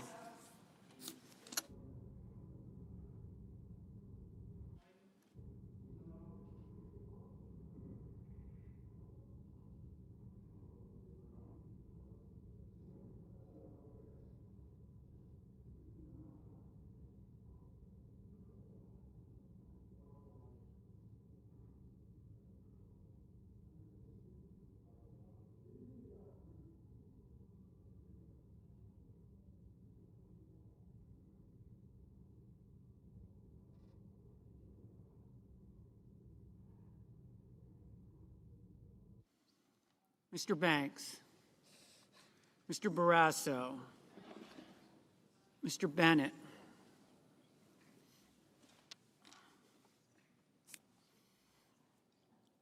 Mrs. Blackburn, Mr. Blumenthal, Ms. Blunt Rochester, Mr. Booker.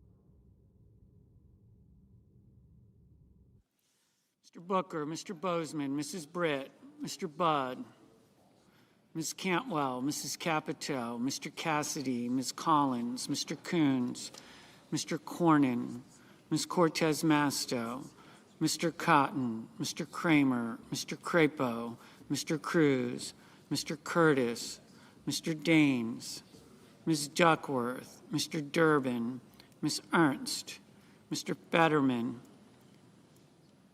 Mrs. Fisher, Mr. Gallego, Mrs. Gillibrand, Mr. Graham, Mr. Grassley, Mr. Haggerty, Ms. Hassan, Mr. Hawley,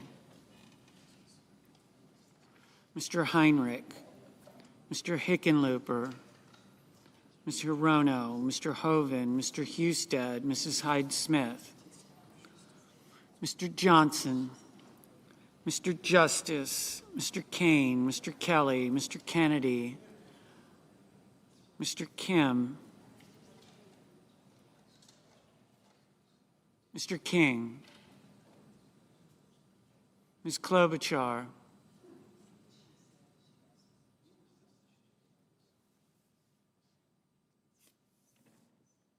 Mr. Langford,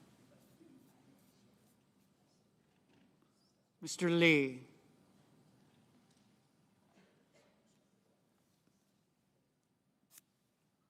Mr. Lujan, Ms. Lummis.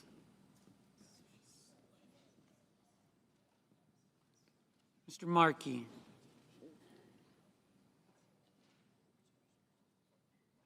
Mr. Marshall.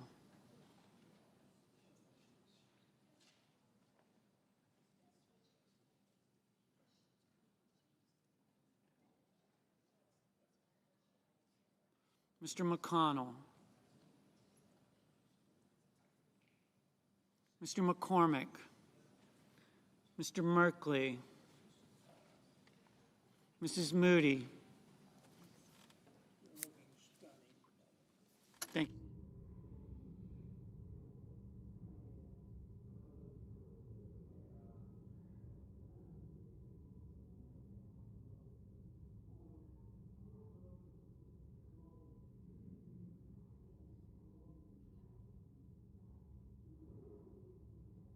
Mr. Moran. Mr. Moreno. Mr. Mullen, Ms. Murkowski.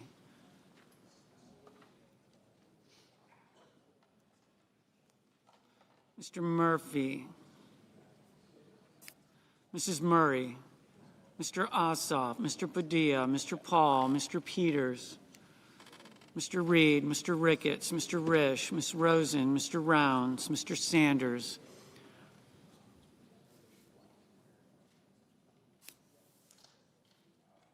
Mr. Schatz, Mr. Schiff, Mr. Schmidt, Mr. Schumer, Mr. Scott of Florida, Mr. Scott of South Carolina, Mrs. Shaheen,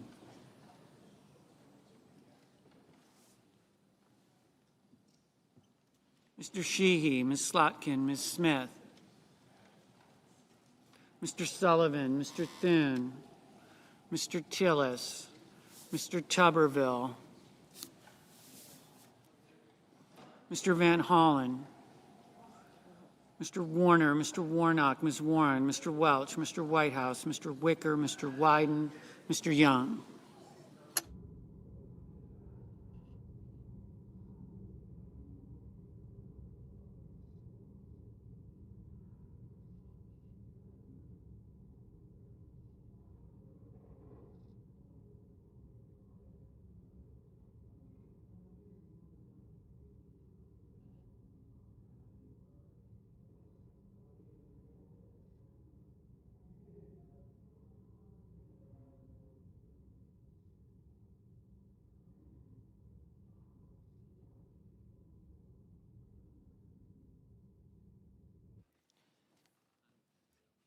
Senators voting in the affirmative: Barrasso, Collins, Cornyn, Daines, Graham, Hyde-Smith, Kennedy, King, Lankford, Marshall, Moreno, Mullen, Rounds, Scott of Florida, Sheehy, Thune.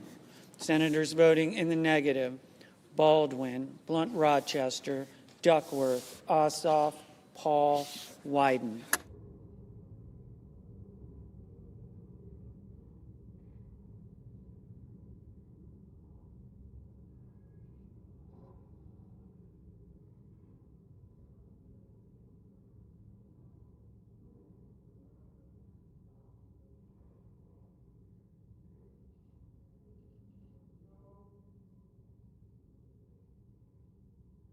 Mr. Schatz, no. Mrs. Fisher, aye. Mr. Cruz, aye.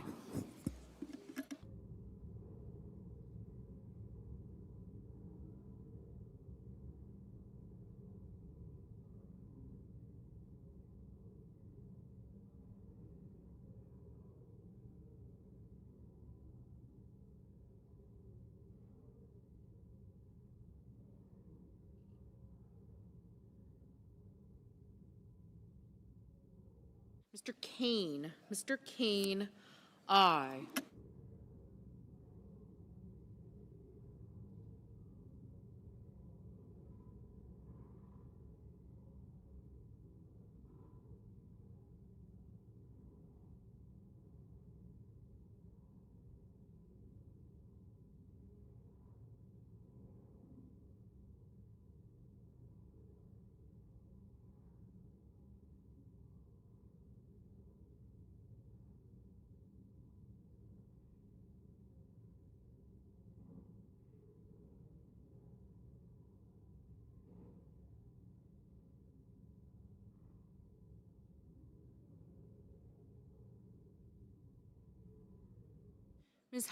Ms. Hassan, aye.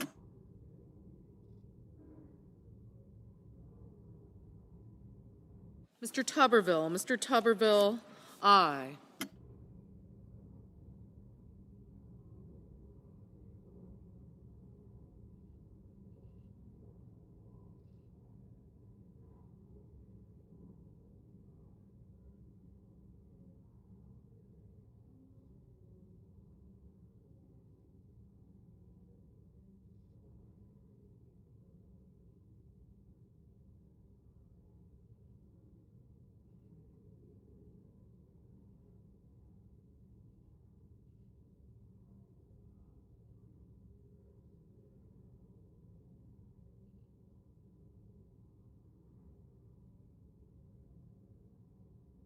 Mr. Kramer, aye.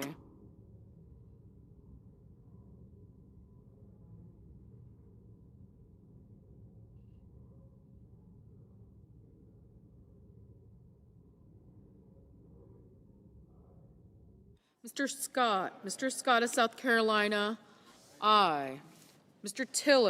Tillis, aye.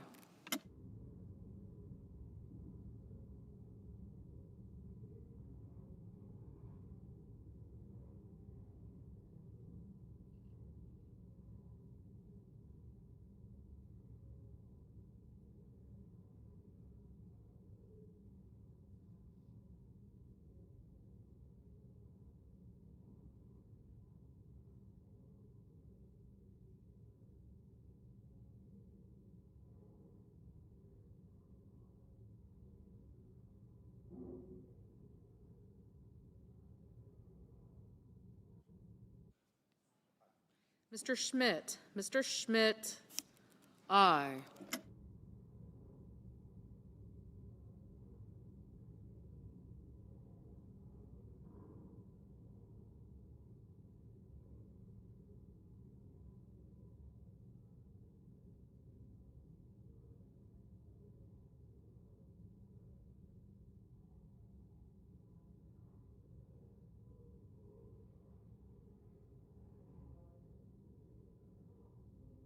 Mr. Gallego, no.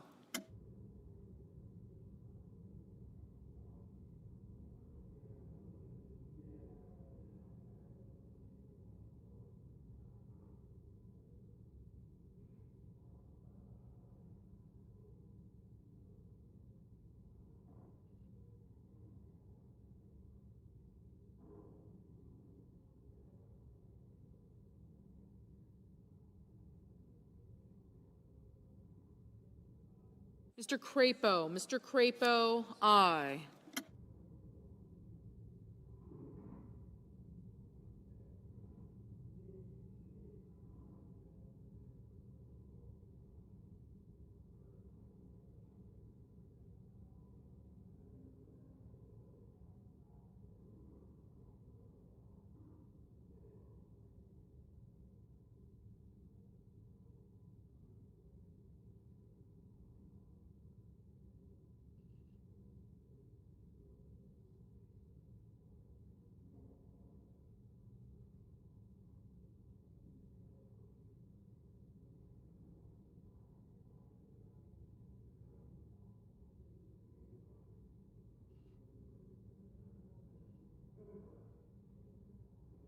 Mr. Padilla, no.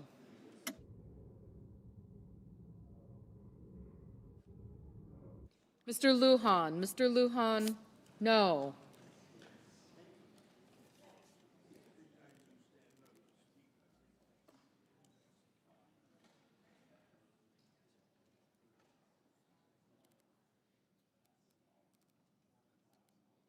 Mrs. Capito, aye.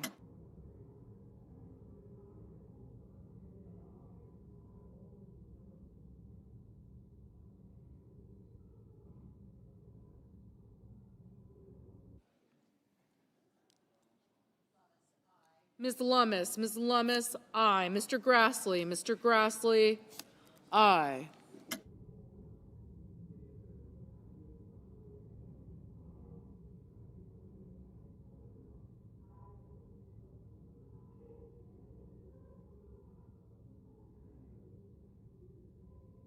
Mr. Durbin, Mr. Durbin, aye.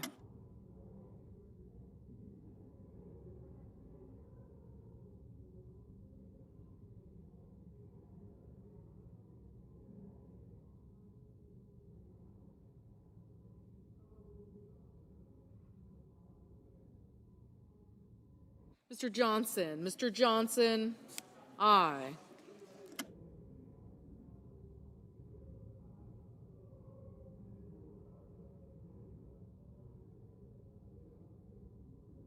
Ms. Ernst, aye.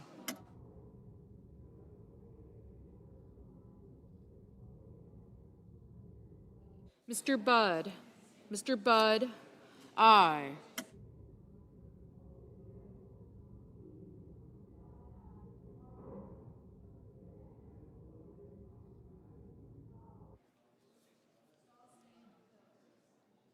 Mr. McConnell, aye.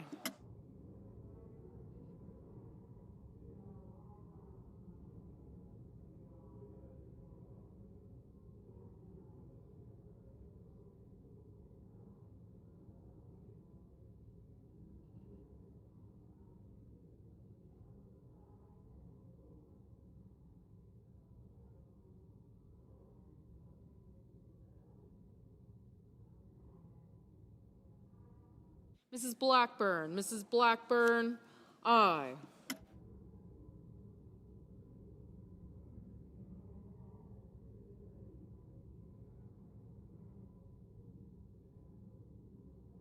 Mr. Young, aye. Mr. Kim, no.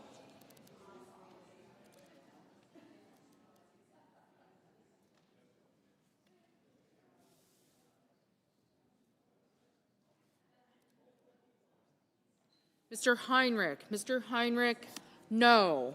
Mr. Reed, no.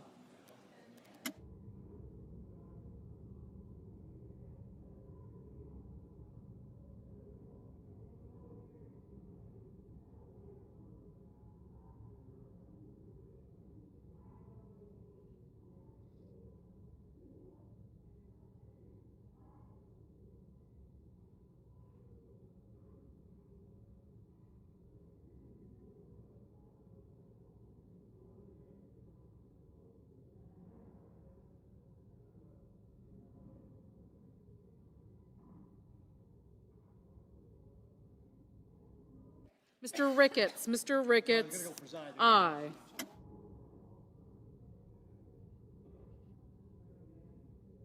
Mr. McCormick, aye.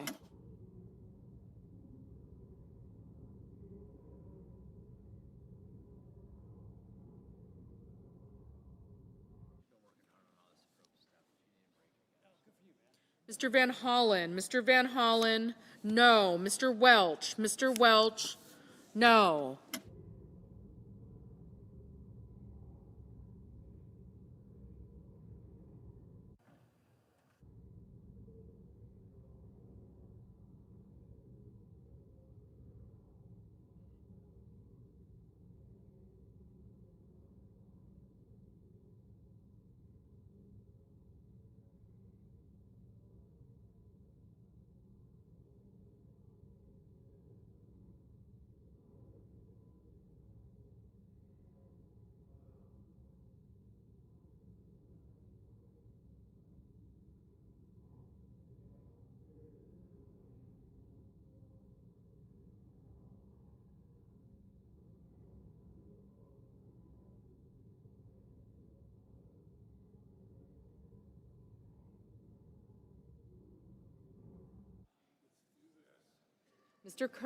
Mr. Curtis, aye. Mr. Wicker, aye.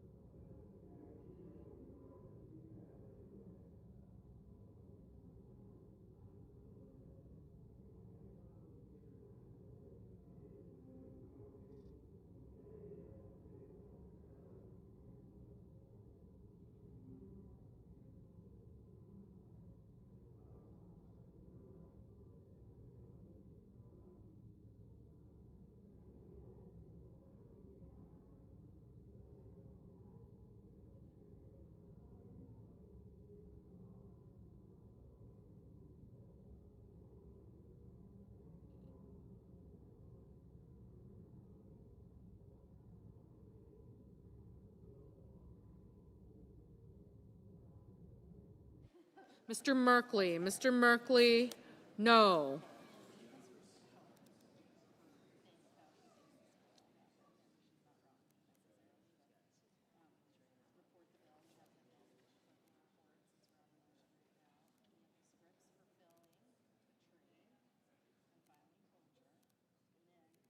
Mr. Peters, no. Ms. Warren, no. Mr.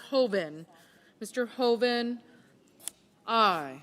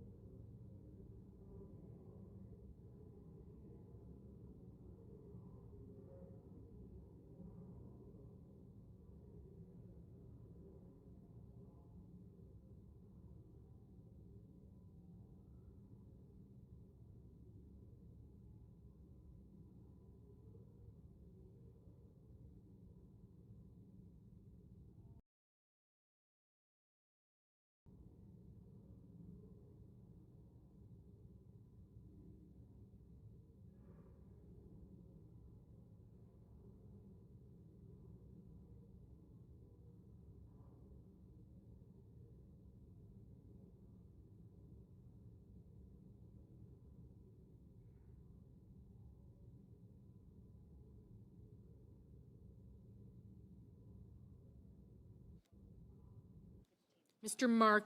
Markey, no.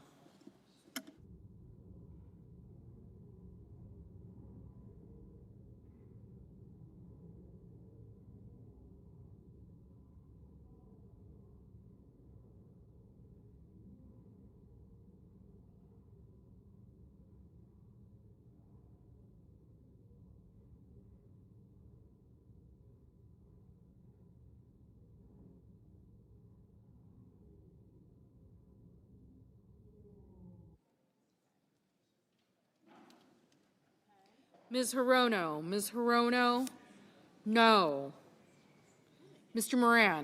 Mr. Moran, aye. Mr. Kelly, no.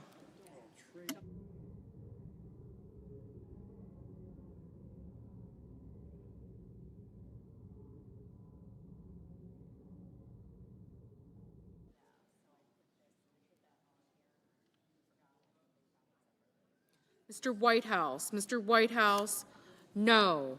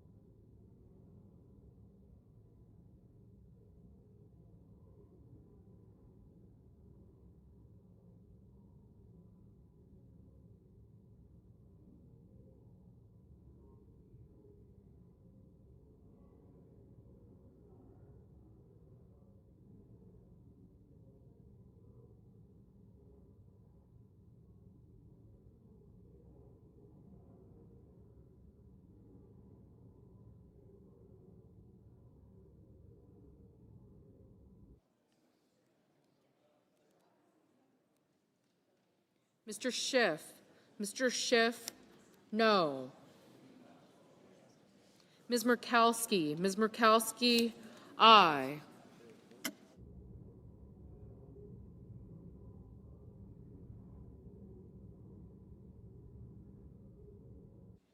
Mr. Fetterman, aye.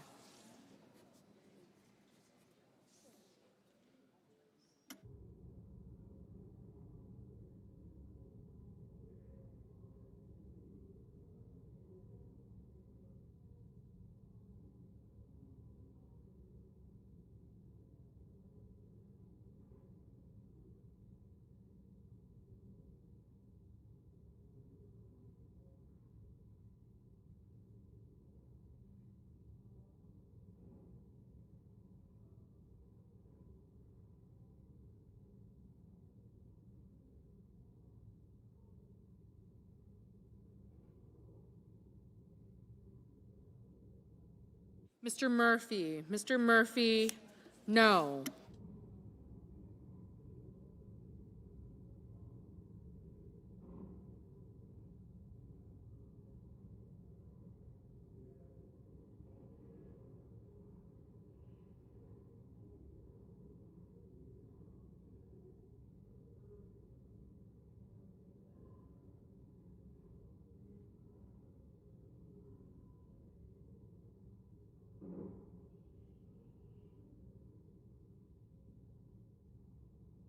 Mrs. Murray. Mrs. Murray, no.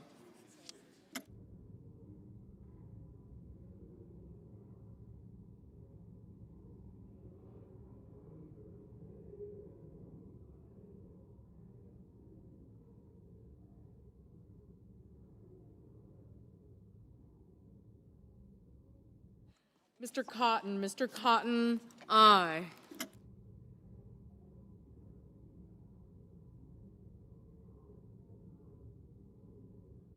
Mr. Bozeman. Mr. Bozeman, aye.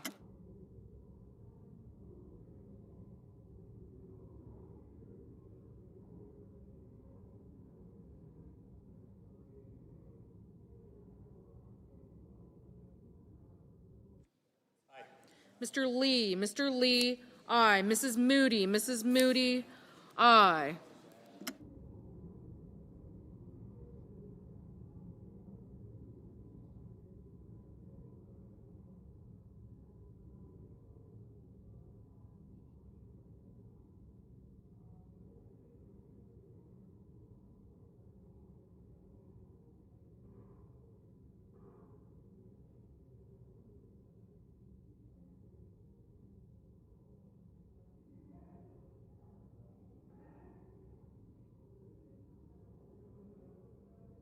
Mr. Banks. Mr. Banks, aye.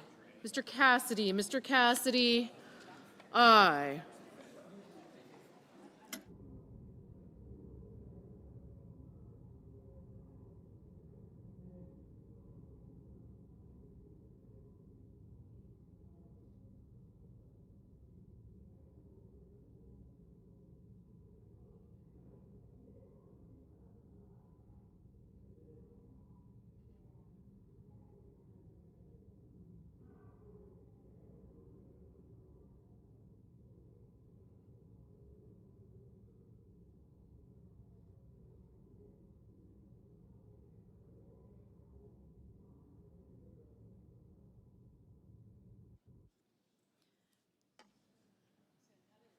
Ms. Smith. Ms. Smith, no.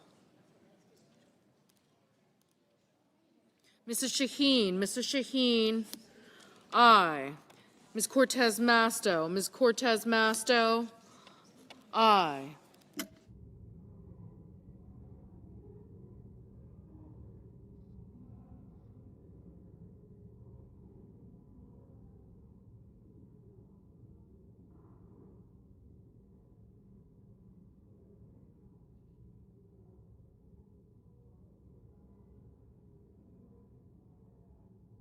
Mr. Hawley. Mr. Hawley, aye.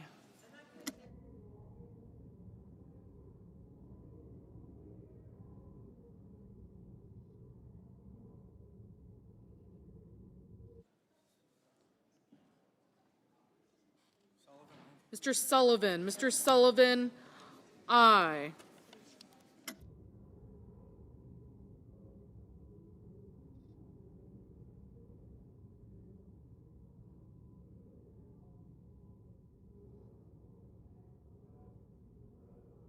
Mr. Bennett. Mr. Bennett, no.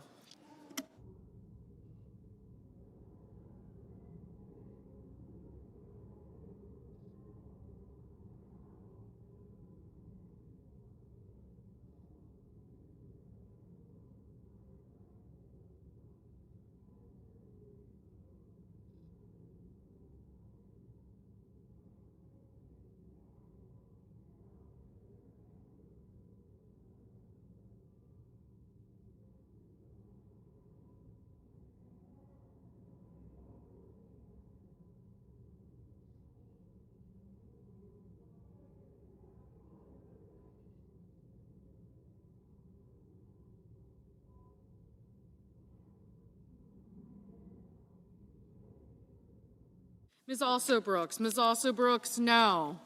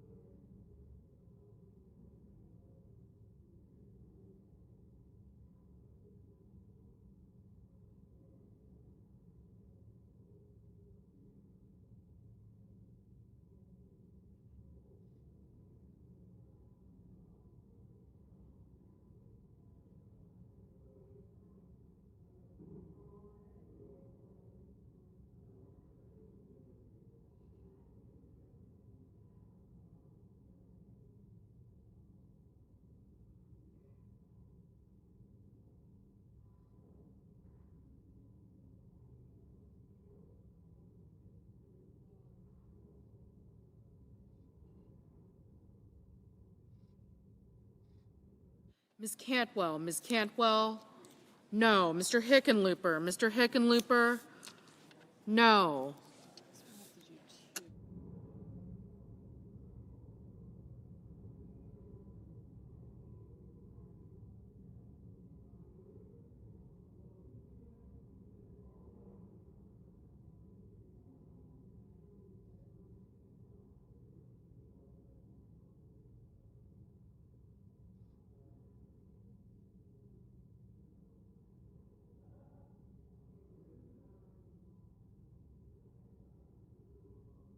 Mr. Booker. Mr. Booker, no.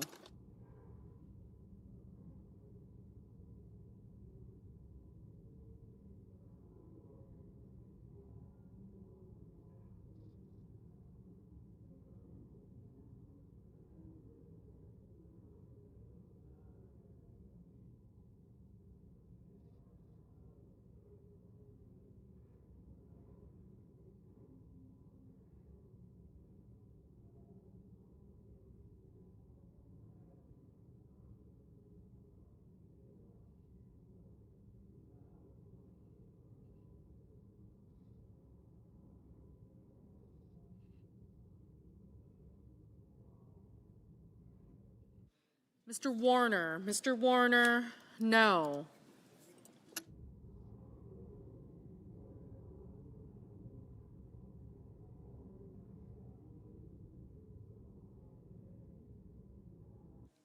Mrs. Britt. Mrs. Britt, aye.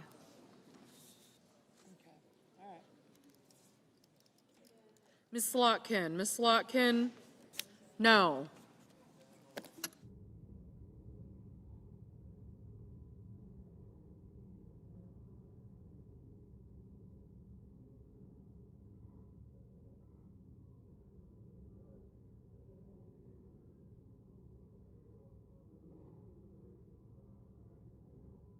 Mr. Risch. Mr. Risch, aye.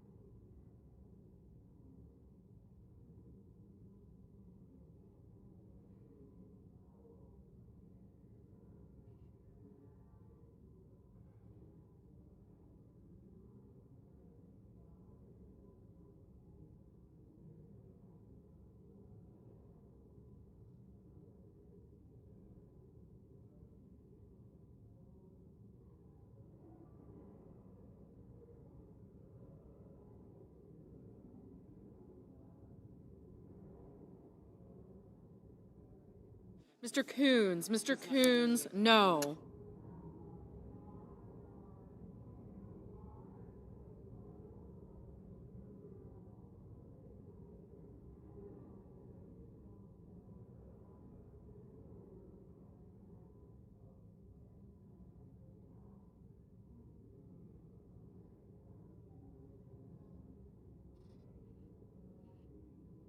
Mr. Justice. Mr. Justice. Aye. Okay, so apparently.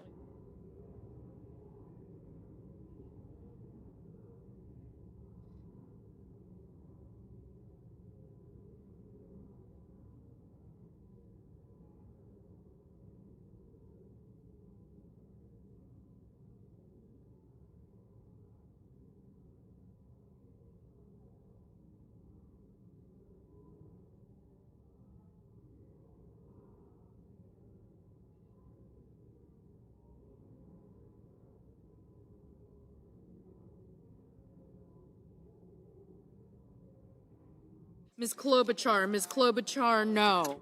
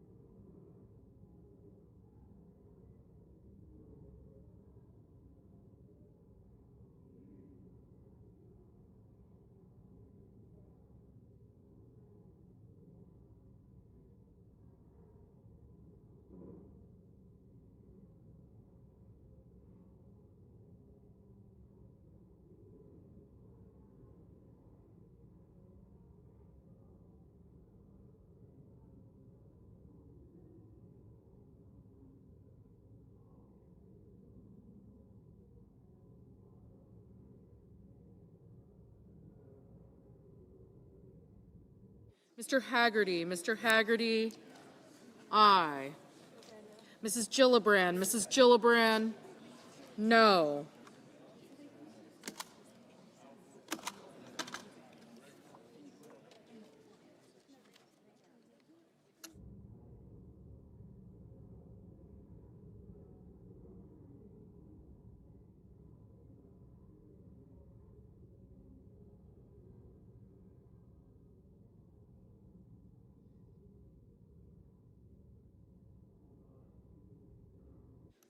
Ms. Rosen. Ms. Rosen, aye.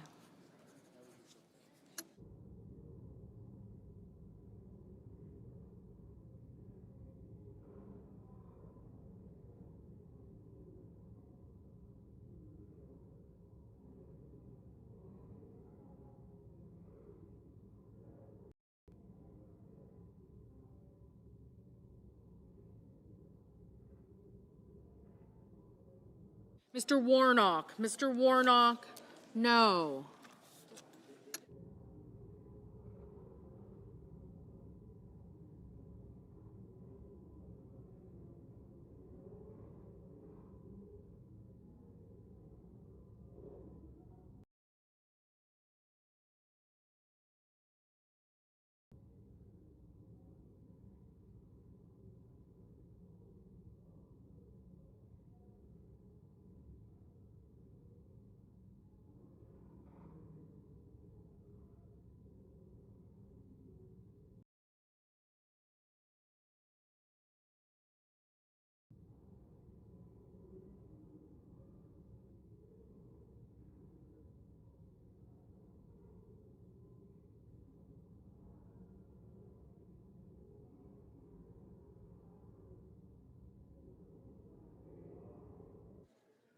Mr. Blumenthal. Mr. Blumenthal, no.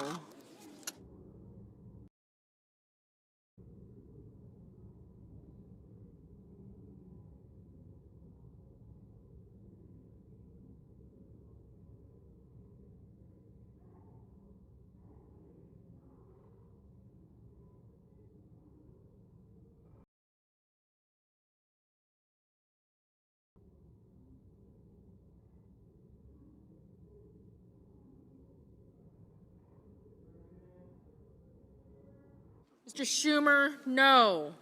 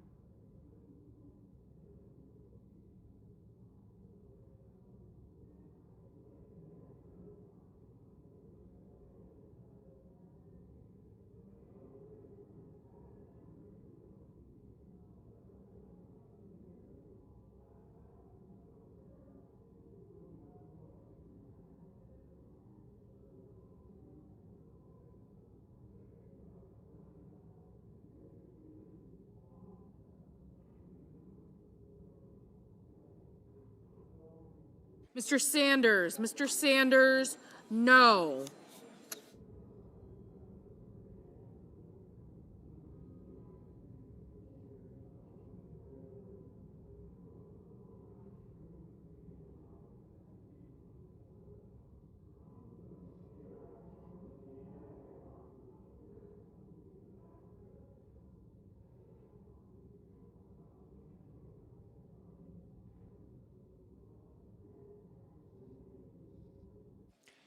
On this vote, the ayes are 60, the nays are 40, and the motion is agreed to.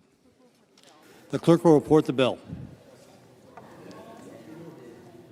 Calendar number 168, H.R. 5371, an act making continuing appropriations and extensions for fiscal year 2026 and for other purposes. Mr. President, I call up Majority. substitute amendment number 3937. Clerk will report. Senator from South Dakota, Mr. Thune, for Ms. Collins, proposes an amendment number 3937 to H.R. 5371. Mr. President, I ask the reading be dispensed with, Without objection, and I send a cloture motion to the desk. clerk will report. Cloture motion. We, the undersigned senators, in accordance with the provisions of Rule 22 of the Standing Rules of the Senate, do hereby move to bring to a close debate on substitute amendment number 3937 to calendar number 168, H.R. 5371, an act making continuing appropriations and extensions for fiscal year 2026 and for other purposes, signed by 17 senators as follows. President, I ask consent to reading the nays be waived, Without objection, and I ask for the yeas and nays on the amendment. is there a sufficient second? There appears to be. The yeas and nays are ordered. Mr. President, I call up amendment number 3941 from Senator Paul. Clerk will report. The Senator from South Dakota, Mr. Thune, for Mr. Paul, proposes an amendment number 3941 to amendment number 3937. Mr. President, I ask that the reading be dispensed with, Without objection, and I ask for the yeas and nays on the amendment.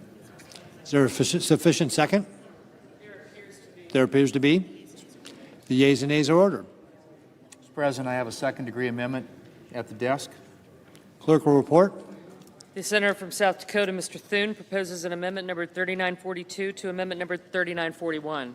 Mr. President, I ask the reading be dispensed with, Without objection, and I have an amendment to the text of the underlying bill. the clerk will report. The Senator from South Dakota, Mr. Thune, proposes an amendment number 3943 to the language proposed to be stricken by amendment number 3937. Mr. President, I ask the reading be dispensed with, Without objection, and I ask for the yeas and nays on my amendment. is there a sufficient second? There appears to be. The yeas and nays are ordered. Mr. President, I have a second-degree amendment at the desk. The clerk will report. The Senator from South Dakota, Mr. Thune, proposes an amendment number 3944 to amendment number 3943. Mr. President, I move to commit the bill to the Committee on Appropriations with instructions. The clerk will report.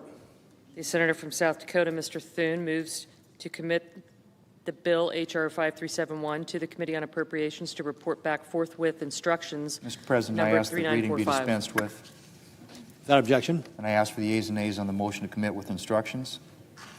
is there a sufficient second? There appears to be. The yeas and nays are ordered. Mr. President, I have an amendment to the instructions. Clerk will report. Senator from South Dakota, Mr. Thune, proposes an amendment number 3946 to the instructions of the motion to commit, amendment number 3945. Mr. President, I ask consent the reading be waived, Without objection, and I ask for the yeas and nays on my amendment. is there a sufficient second? There appears to be. The yeas and nays are ordered. Mr. President, I have a second-degree amendment at the desk. The clerk will report. The senator from South Dakota, Mr. Thune, proposes an amendment numbered 3947 to amendment numbered 3946. Mr. President, I ask consent the reading be waived, Without objection. and I send a cloture motion to the desk with respect to calendar number 168, H.R. 5371. The clerk will